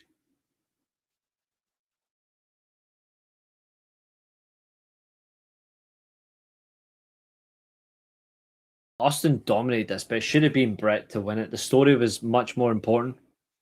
Here we go. Oh, hold on. 1 second, getting a phone call. Hold on.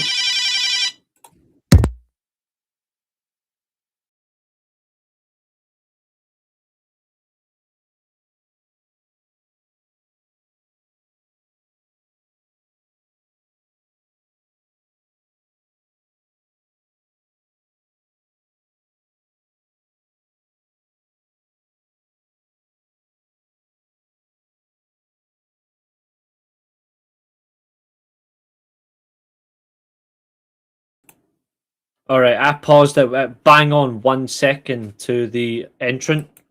So here we go. Bella, move. Get away from there. Fucking move!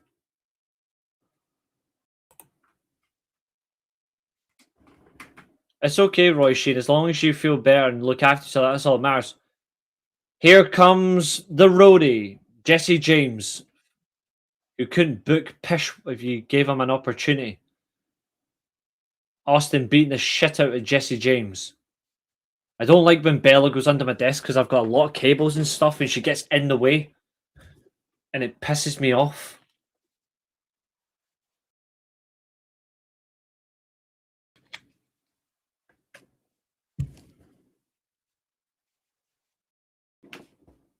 And he holds on. But now he's out. There we go. I'm not annoyed at Bella. I just hate when my cables get knocked down because it takes me a while to set shit back up.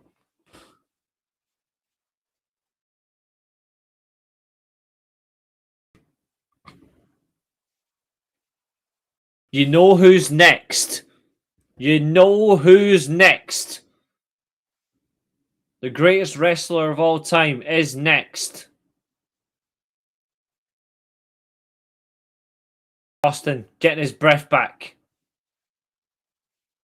Here we go. Austin up to the middle rope, sitting on the top.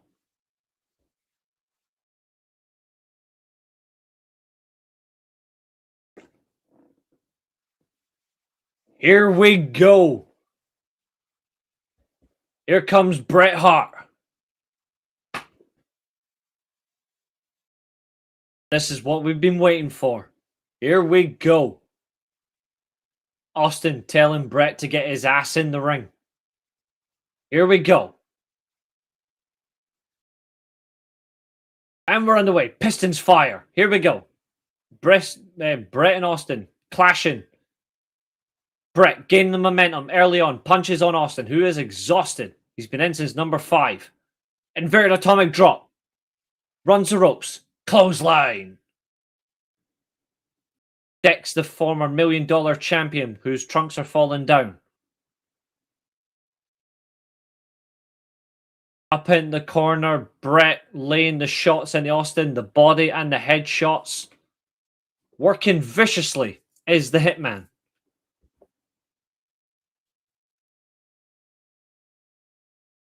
Yep, Bret Hart is entry number 21 of the 97 Royal Rumble. Austin at this point, 20 minutes in, but he's doing well. Steve Austin, Irish whip, flung in, rebound in a clothesline. Next entrant is the fucking worst of them all. You know who it is, because he's crap. Brett going for the sharpshooter. Here comes Jerry Lawler. This is the worst entrant, but it's also the funniest moment in the match.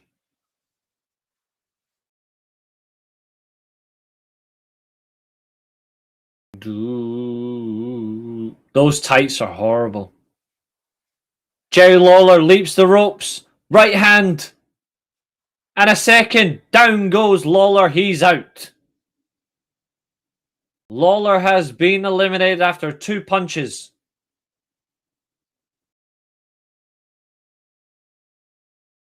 It takes a king to know a king. That's right, to get eliminated by a quick one. Russian leg sweep from Brett.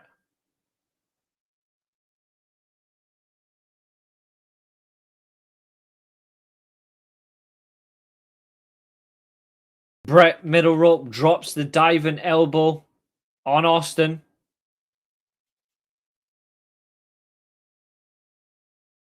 Cena mid-2000s, I fucking hated him. To be fair, I've always hated him, but I hated him that more then because he was a fake. Triple H, never really liked him. Kane, yeah. Angle, yes. Michaels, at that period, much better, but I still wasn't keen on him. Randy Orton was alright.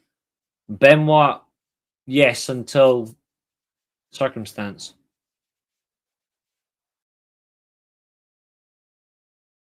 Here comes Isaac Yankem. Or is it Kane? Or is it Glenn Jacobs? No, it's Fake Diesel. The gimmick that saved his WWE career. Here comes Fake Diesel.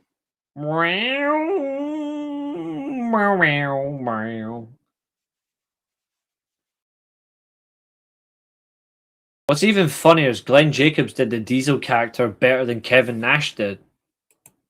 We're on 102 views now. Thank you so much, everybody.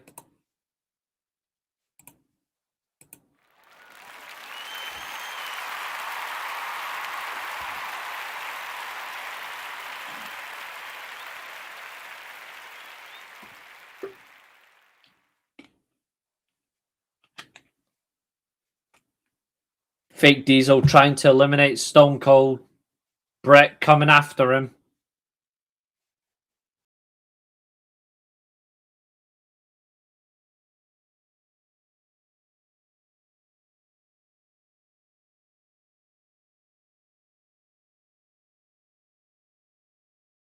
Brett. Nobody takes a turnbuckle spot better than Brett.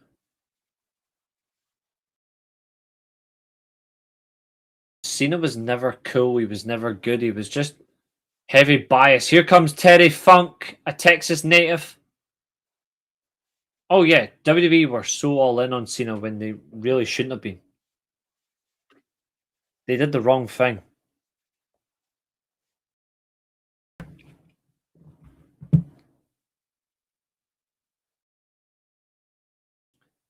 Terry Funk, honestly, his match with Brett in '97 is one of my favourite matches of all time. 47 minutes, Bret Hart and Terry Funk went. And Brett was the fucking WWE champion, non-title. It was so good.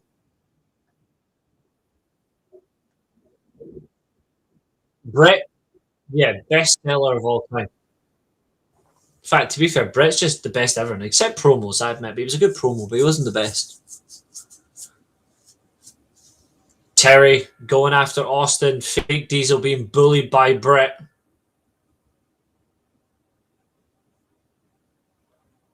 Funk, is he going to be eliminated? No, he does. He hangs on. Funk man.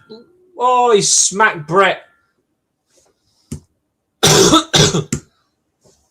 Here we go. Another entrant coming out. This will be the fifth man in the ring. Funk pile driver on Brett. No, that botched it. Here comes Rocky Maivia. He was Fake Diesel before Kane, yes. He wasn't really that strong. He was just on shit. Rocky Maivia going after Stone Cold. Have a good one, Abu. Terry Funk is trapped in the ropes.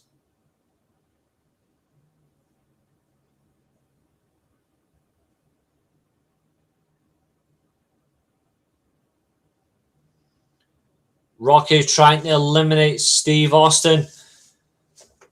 Terry Funk hanging on.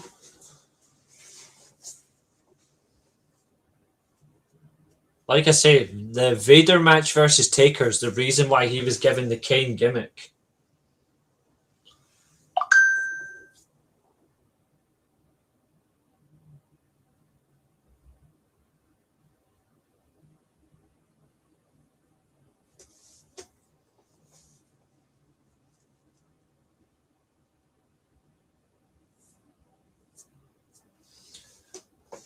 Maivia trying to eliminate Fake Diesel.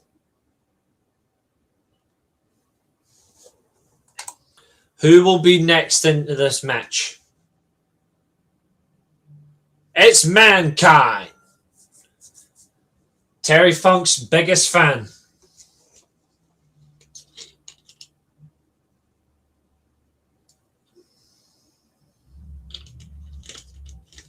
This one's going to be special. Here comes Mankind.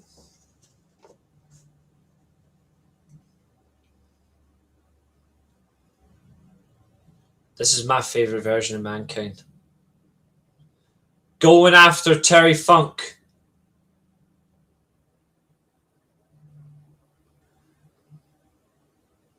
Funkman holding on.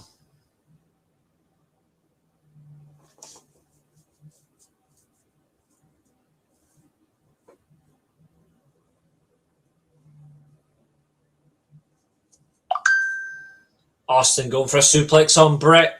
Hits him. Fake Diesel going after Maivia. Austin has a full mount on Brett, laying the punches in.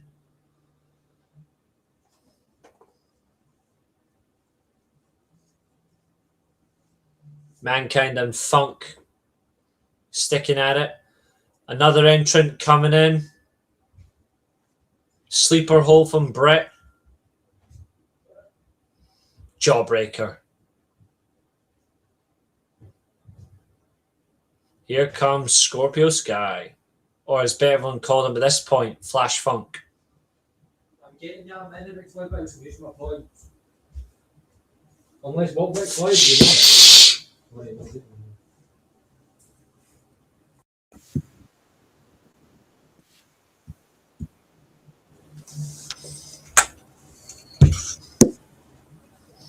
Big pile driver from Brett. To be fair, they only did those gimmicks just to take the shit out of them, but that gimmick helped him get over. Leg drop from Brett on Austin. Funk dazing about the ring. Double cross body from Flash Funk. Maivia getting bullied by Mankind. Ow, that is really sore.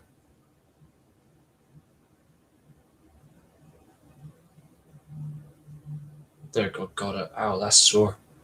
It's like a bit of sore skin that's hanging off. It's like ripping on my face. You wee shit. There we go. I hit myself off something earlier on. I think that's what it is. It's just I've hit myself on something, so it's like hanging off a bit, so I had to just rip it off.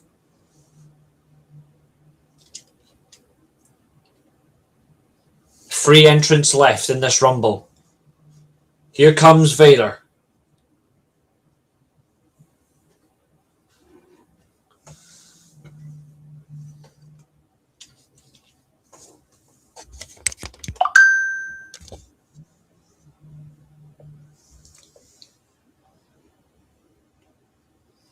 Wow, Timo Werner's gone to San Jose Earthquakes?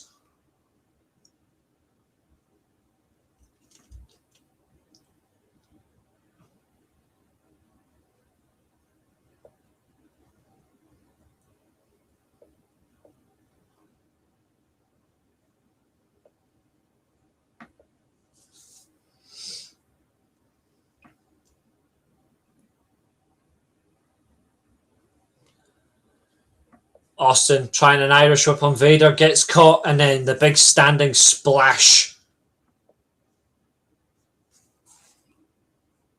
And we're on 105 viewers for this show. Thank you, everybody.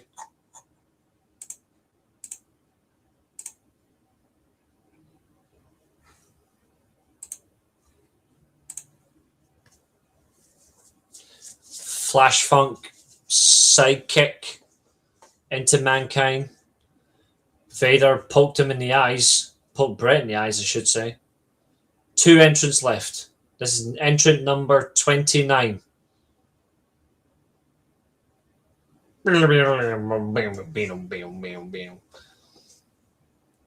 Another Godwin. Henry Godwin.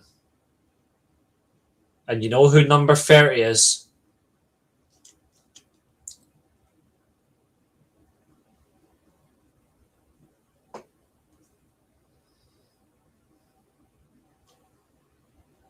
Oh yeah, Fake Razor Ramon was worse. Would Bray Wyatt versus Mankind be a good match? I think it would be okay. But Bray loses every time. Respectfully.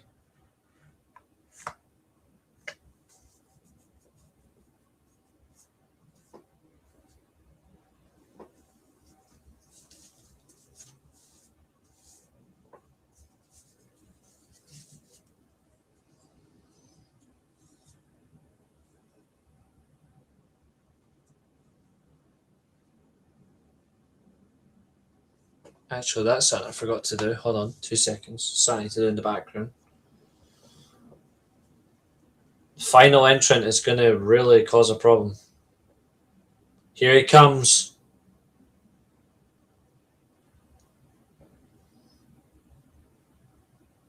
Here comes The Undertaker at number 30. Because Mankind was better than Bray Wyatt in every department.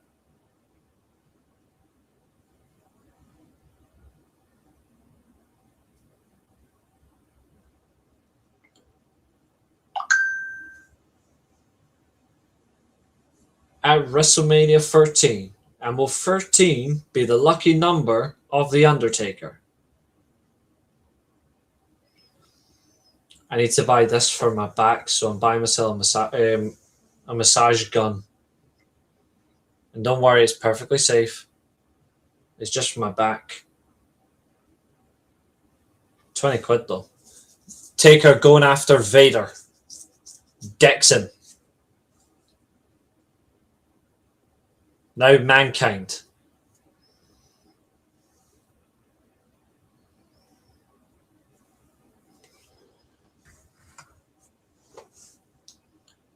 Going after Stone Cold, going for a choke slam.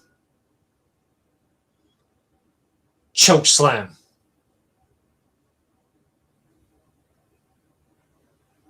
That is correct. He's the only one to enter 30 more than twice.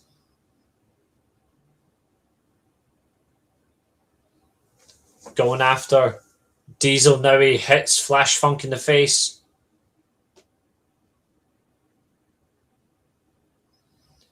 And he slams Flash Funk and Diesel's faces together.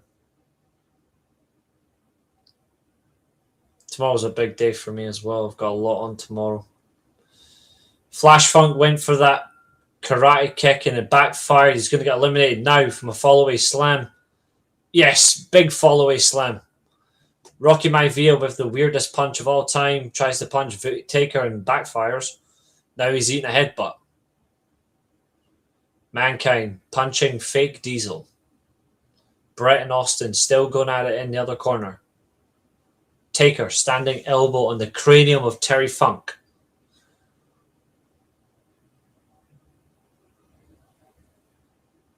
I mean, this one isn't. This one's the Alamo Dome. But hello, Emilio. How are you?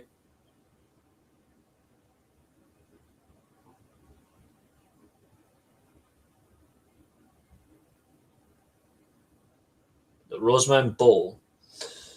Brett drops an elbow on Stone Cold right into the face. And Henry Godwin going after Taker. Very bold thing to do, allow that to happen.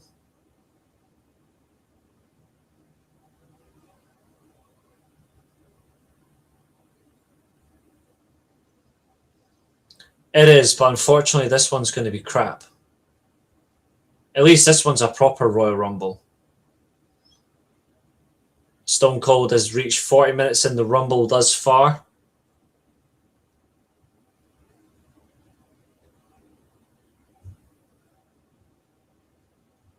Maivia going after Brett. He's trying to scoop him over the top rope.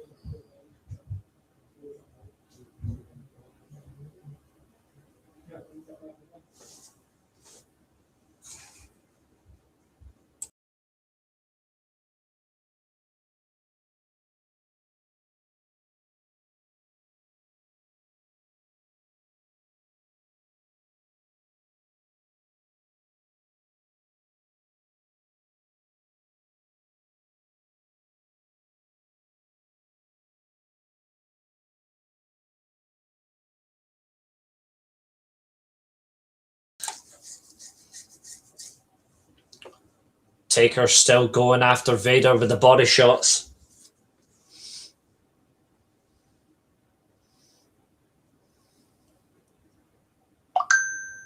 Was Mankind smarter than Bray? Yes. But not by much.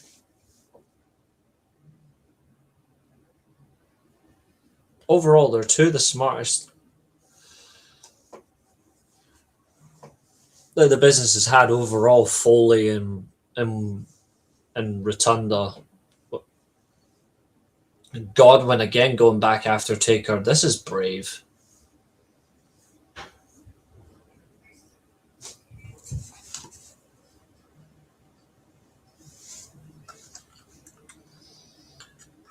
And Godwin double-handed elimination from Taker.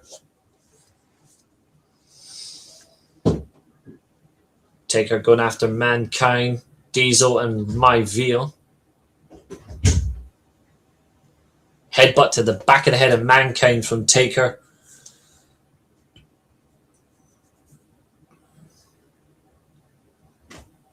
Vader with clubbing blows.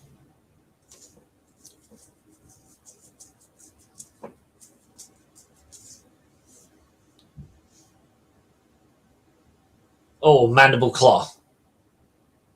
And there goes Maivia. Funk and Mankind squaring off. The southpaw.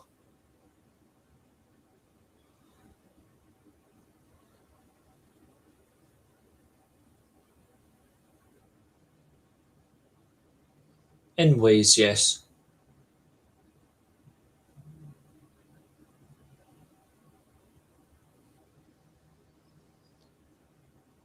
Jerry Lawler with good foreshadowing. I'd like to see Mankind and Funk become a team. Good foreshadowing. A year early, but yes. Front suplex trying to eliminate Funk. Mankind's trying to be eliminated here, but... And suplex over the top rope. Mankind eliminates Funk. Fake Diesel trying to eliminate Brett.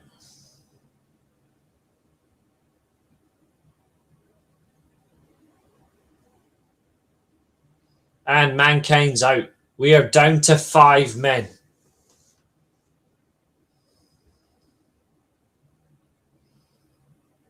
Here we go. Mankind and Terry Funk splitting things up.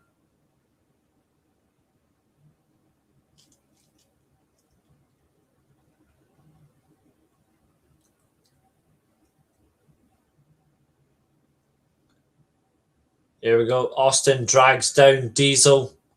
Stands up. And there goes Austin over the top rope. But no one's seen the elimination. Austin back in. Taker and Vader. Double elimination.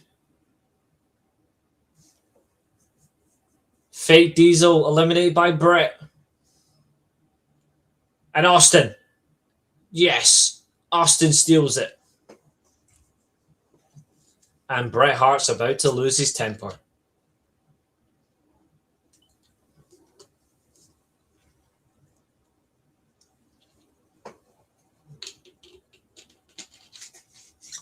Doo-doo. And Bret going after Mike Chioda. And Jimmy Corderas. Yes, he did know that. He was correct. Bret bullying referees. Love it.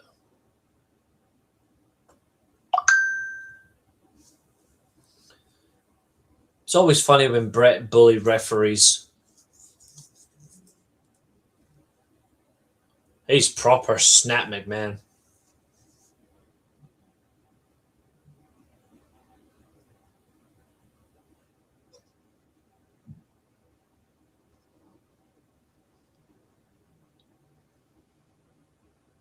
Bret yanking McMahon. So good. So good. Ryan.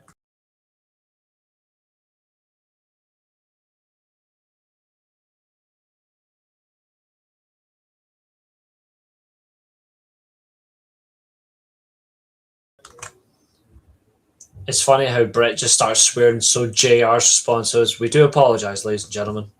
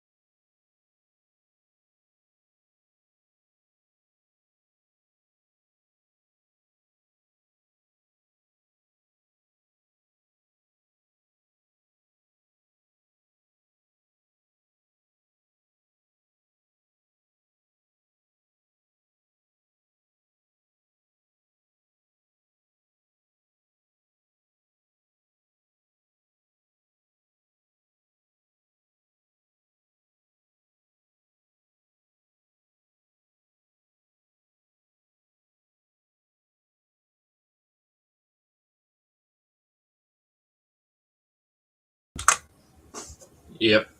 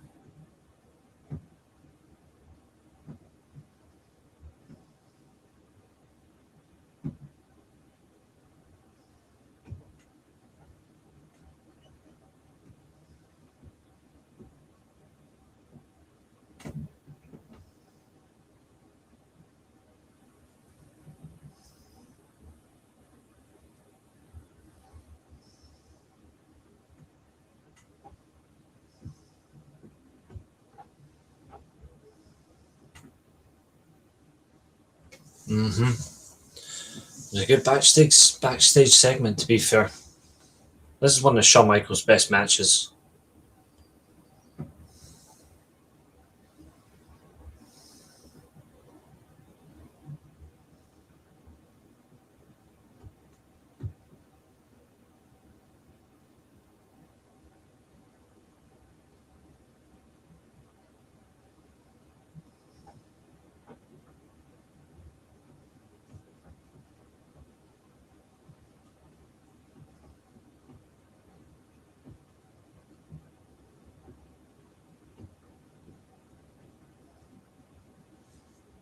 Really good match we're about to watch.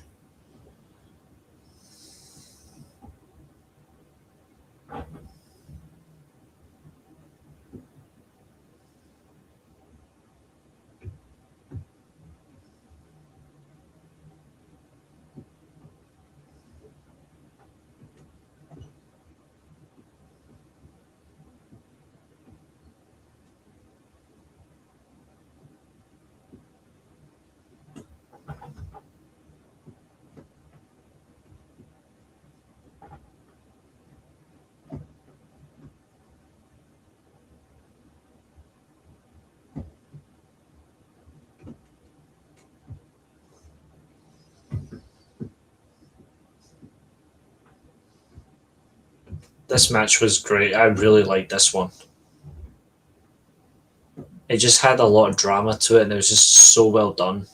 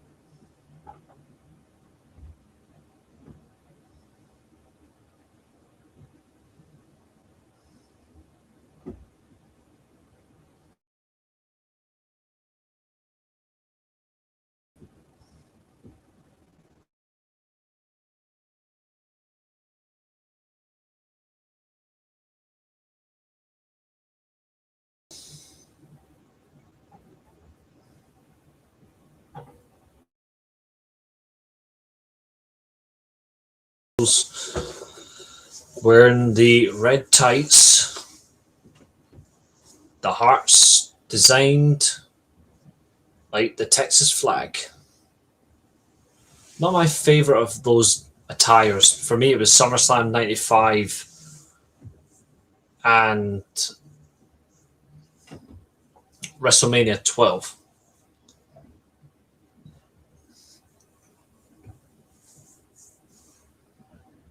Here comes Sid. Psycho Sid. 118 views. Wow. We've done well tonight.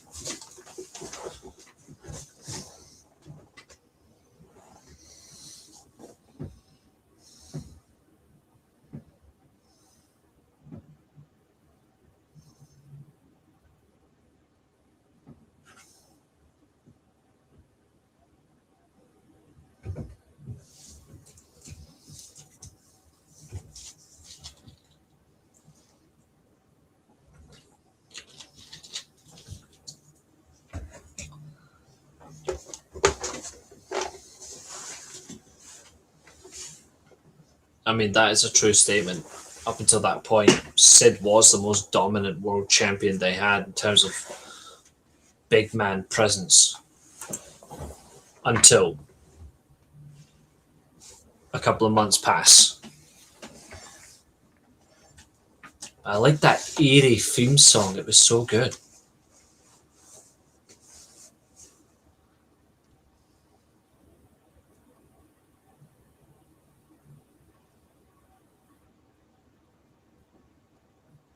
It was so eerie, and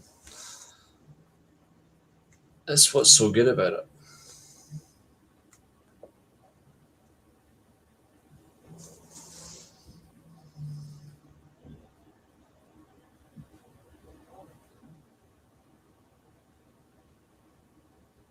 I smell a power bomb.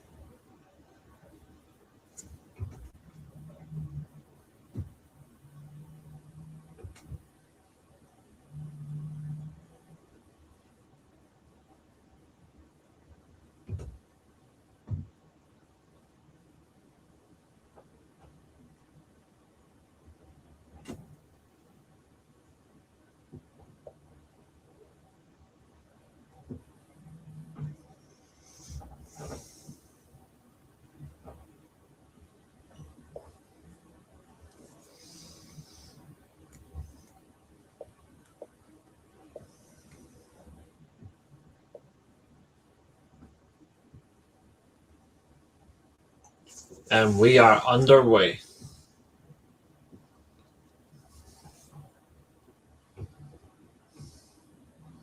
Another heavy shove from Sid. Michaels is just joking about. Now we get in the attack force. Here we go.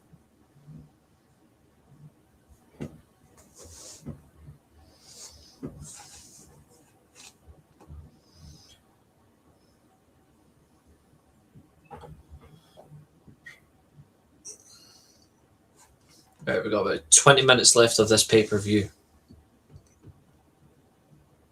But I won't be watching post-match celebrations. I'll be when the free count happens. That's when I'll call a night.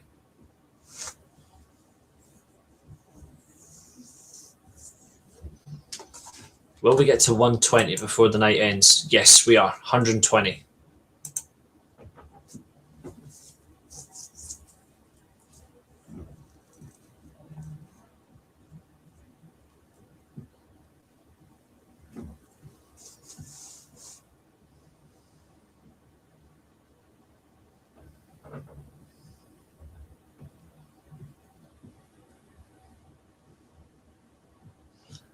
Back and forth slugfest between Michaels and Sid. Sid face first into the railing. Irish whip, reversed. Oh, right off the ring apron. Went for a gorilla press, but got his eyes raked.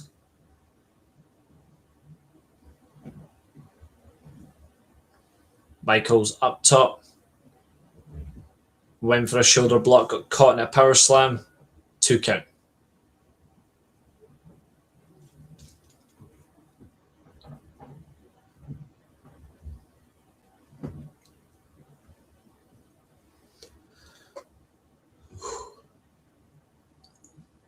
Sid, full 318-pound frame, locking in a camel clutch on Michaels.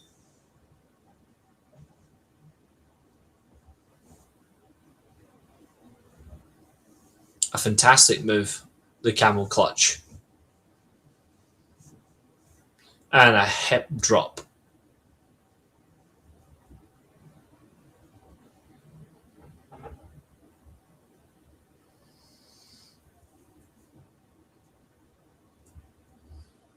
And again, back into the camel clutch.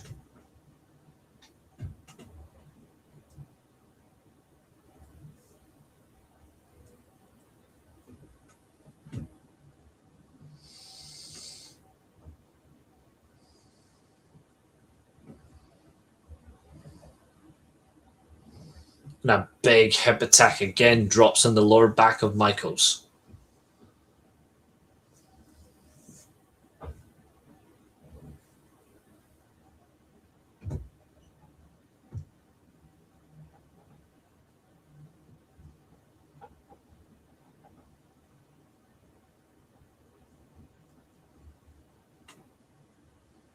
Actually, this is true. This was the last match that Jose Lothario appeared with Michaels at ringside. I forgot about that.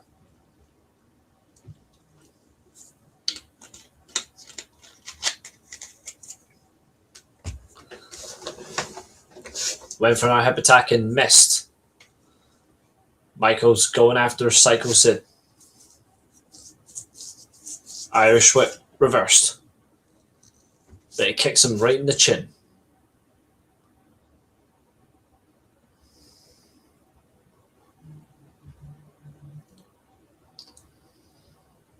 The good old-fashioned Michaels flop over the top rope. But it was so hard that he went flying out the ring.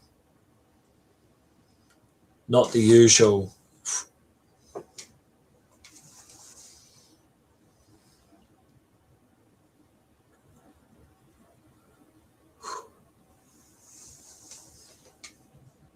Sid to the outside, stalking the challenger.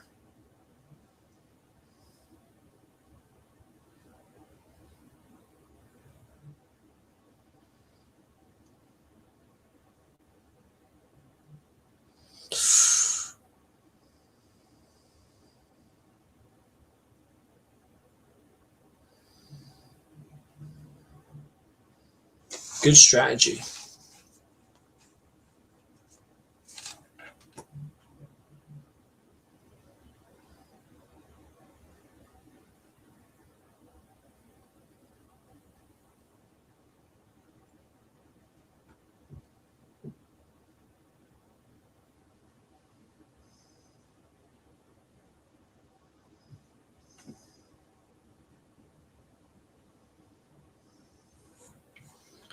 It is an underrated match. I think the Survivor Series match is better, but this one is still fun.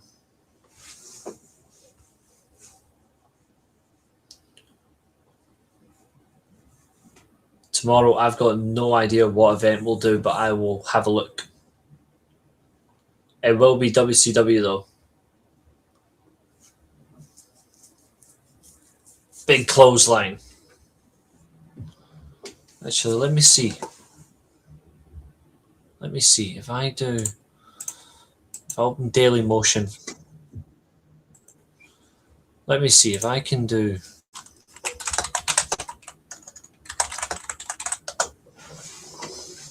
Can I get any from here?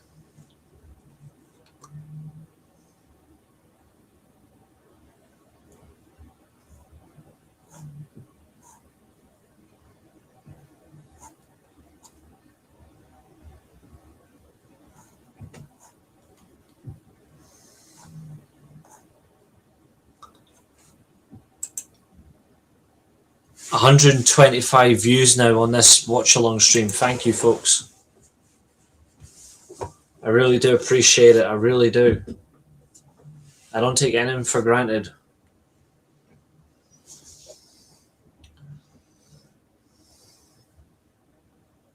I'm glad we use Talk Studio instead of StreamYard. I really am.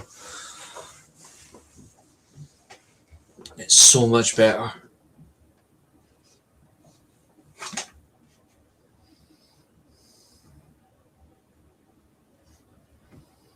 An NWO sign in the crowd. Michael's grabbing Sid's hair now, punching the chin.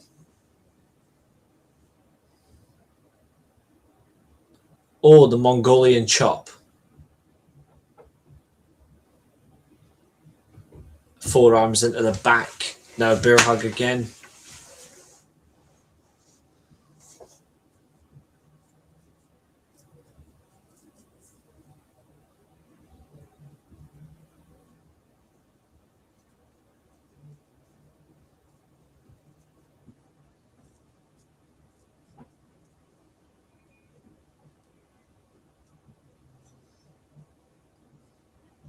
Do you think Sid versus HBK was match of the year candidate?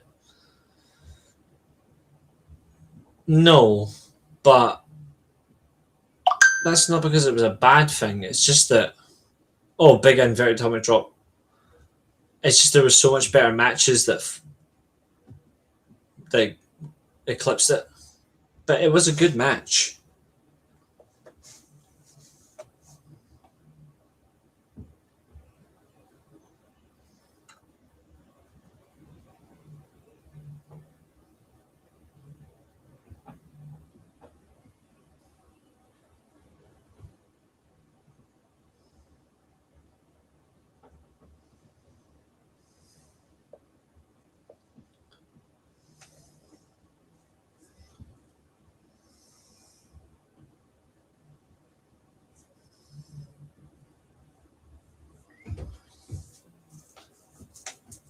A full mounted bear hug, now a cover. Only a 2 count. Sid going for the leg drop. Lands it. Big leg drop.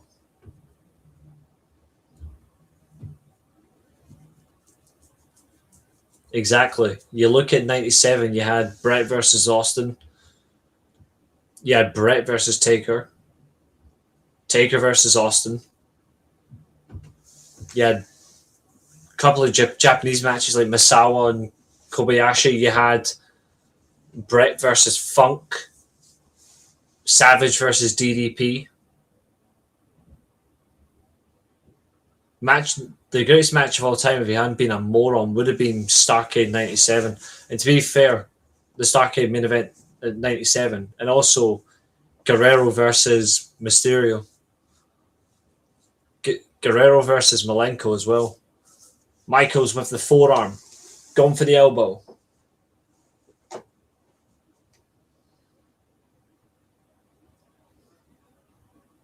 Got him. And also, and to be fair, Taker versus HBK as well was a 5-star match. Legit 5-star.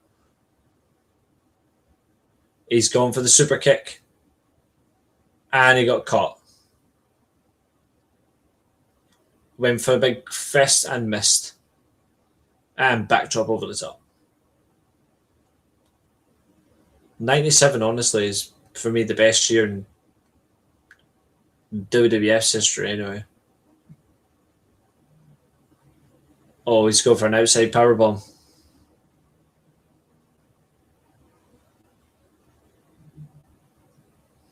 Powerbomb. 98 Royal Rumble match is good, but story-wise, no. 97's better, but 98 is only good for Steve Austin's entry and Foley. That's about it. In my opinion, 97's far more superior. The Lothario's got bullied by Sid. Now HBK's going after him. Irish whip reversed.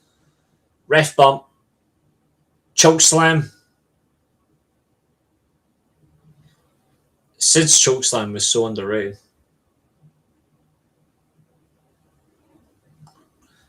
'97 and 2000 absolutely were WWE's best year, but for me it was the best year in wrestling. '97 overall. 2 count. Kyoto counts it.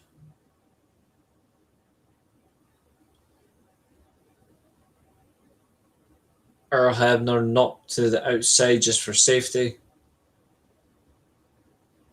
Big punch to the chest of Michaels. Now a second. And now Kyoto's been knocked out.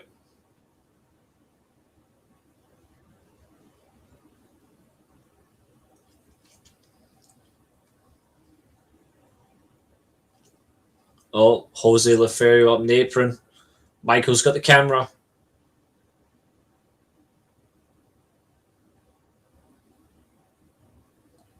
Bang.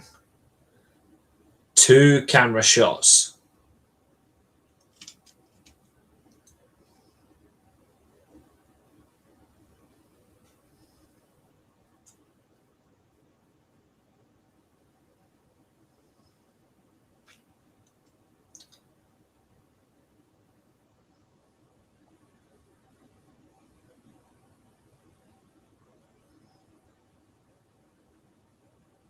Sid kicks out.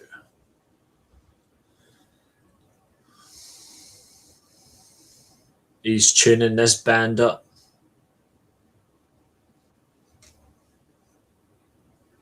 Super kick.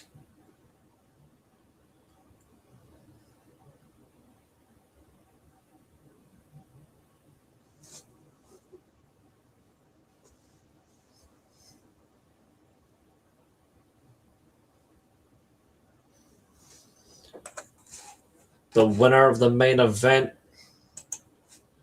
and the new champ is Shawn Michaels.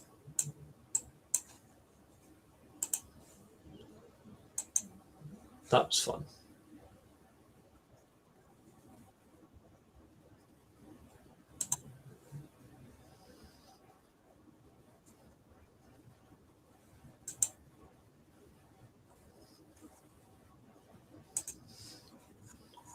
I need to watch that His and Hers new series. It's apparently supposed to be really good.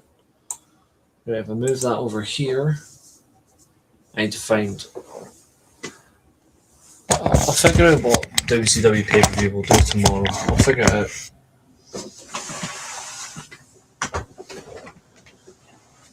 Yeah, that's the thing. That match was really good. Like, I still think Survivor Series '96 was better for the two of them, but the match was good at the Royal Rumble.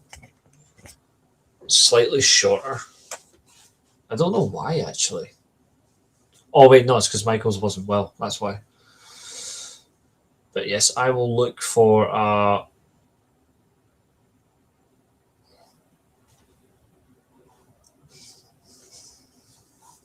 look for a WCW pay-per-view for tomorrow. Actually, they're on YouTube, aren't they? We're on 130 views now. Fucking hell. Let's see. If I do...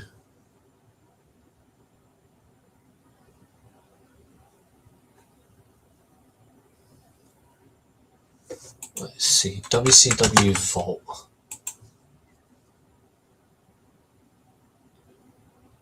Clash at Champions 17. Sting versus Rude, funnily enough. But no, not that one. There's the Bret Hart Final Four match. Starcade 92. No, I don't particularly like that Battle Bowl crap.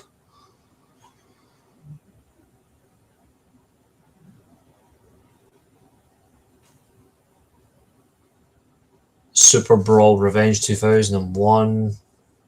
Steiner versus Nash. Loser leaves WCW to be for that event was pish as well. I don't recommend it. Starcade 2000. Absolutely not.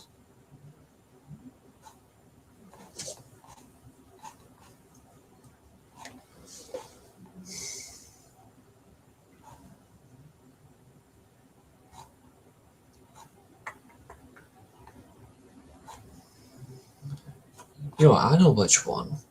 Let's see, is it on here?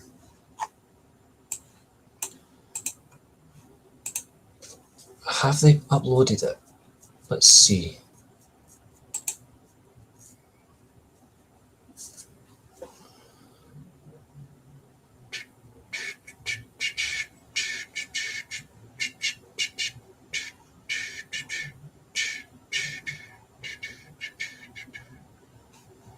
Oh wow, they've actually put Harley Race versus Ric Flair for the world title in the steel cage on the WCW Vault channel. Nice.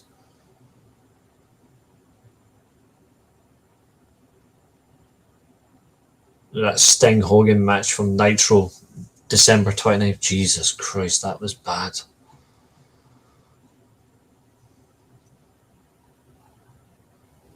That's why if the network was still around, I would have the pay-per-view that I wanted. But if it's not on this, then I'm screwed.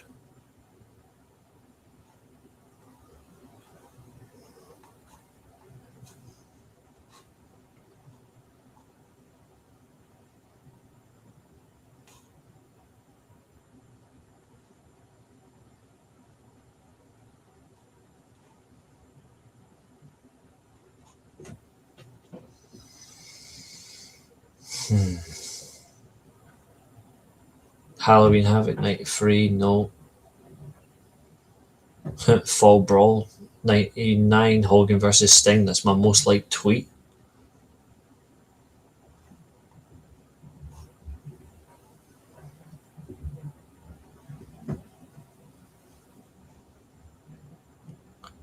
Fact.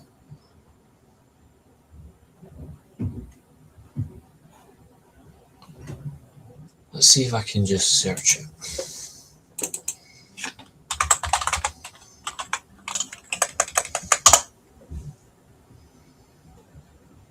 I want to watch this one. Is it on here?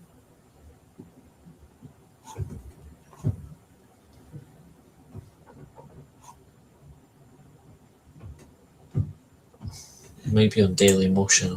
I'll have a look. Let's have a look. Before I wrap up tonight, this is what I'm trying to figure out for everyone for tomorrow. Well, there's a search.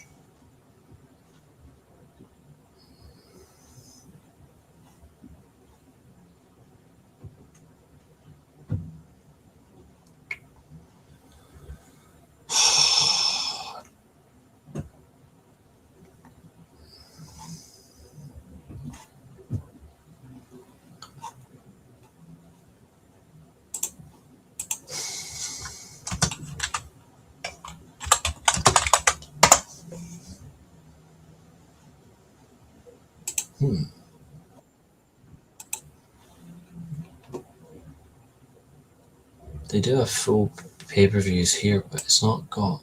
If it doesn't have the one I want, I'm going to be annoyed.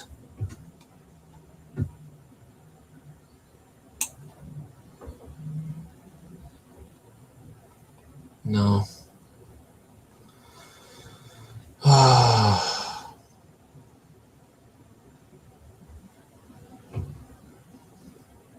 I don't want Halloween Havoc 98. I want Super Brawl 8.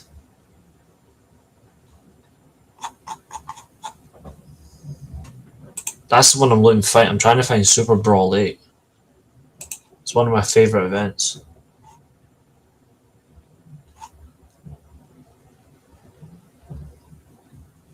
Yeah, Jericho and Juventud Guerrero is one of the reasons why.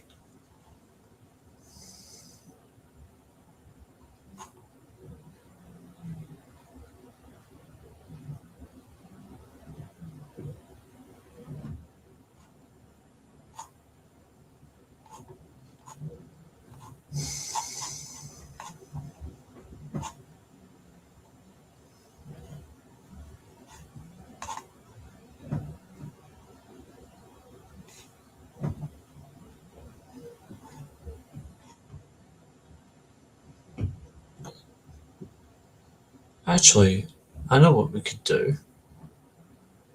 We could do Super Brawl from when they were in Japan, when it's Flair versus Fujinami.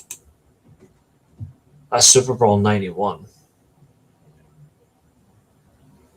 We could do that.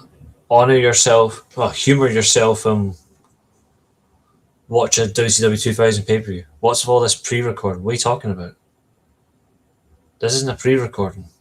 This is live.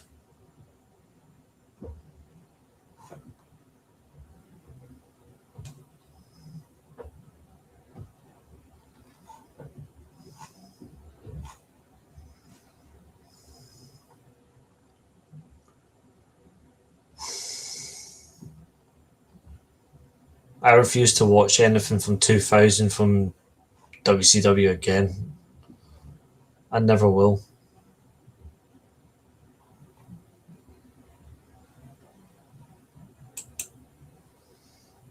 WWE Raw's pre-recorded. Well, it's because they were in Europe, so now the Americans are going to get it live, which again is bizarre. Super Brawl 2, Sting versus Luger. Nope.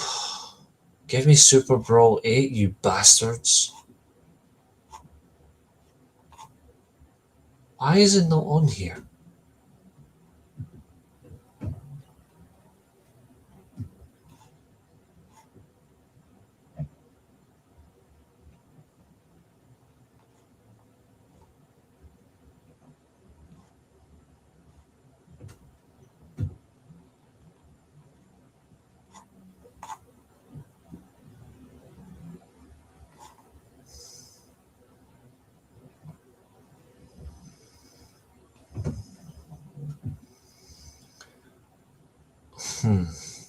Tell you what, I'll look for.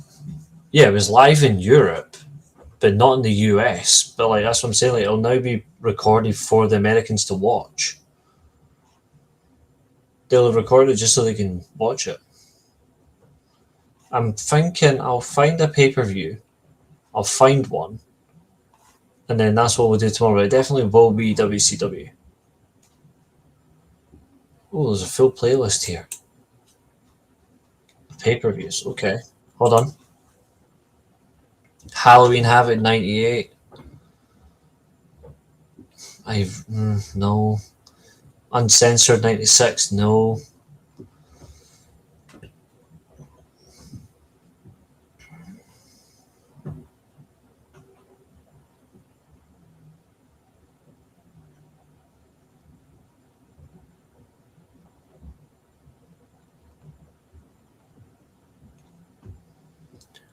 Halloween Havoc 1989. Sting and Flair versus Funk and Moot in the Metadome.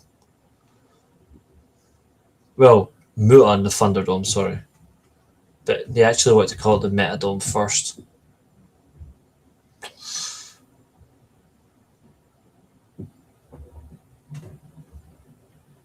Maybe you should put a sock in it.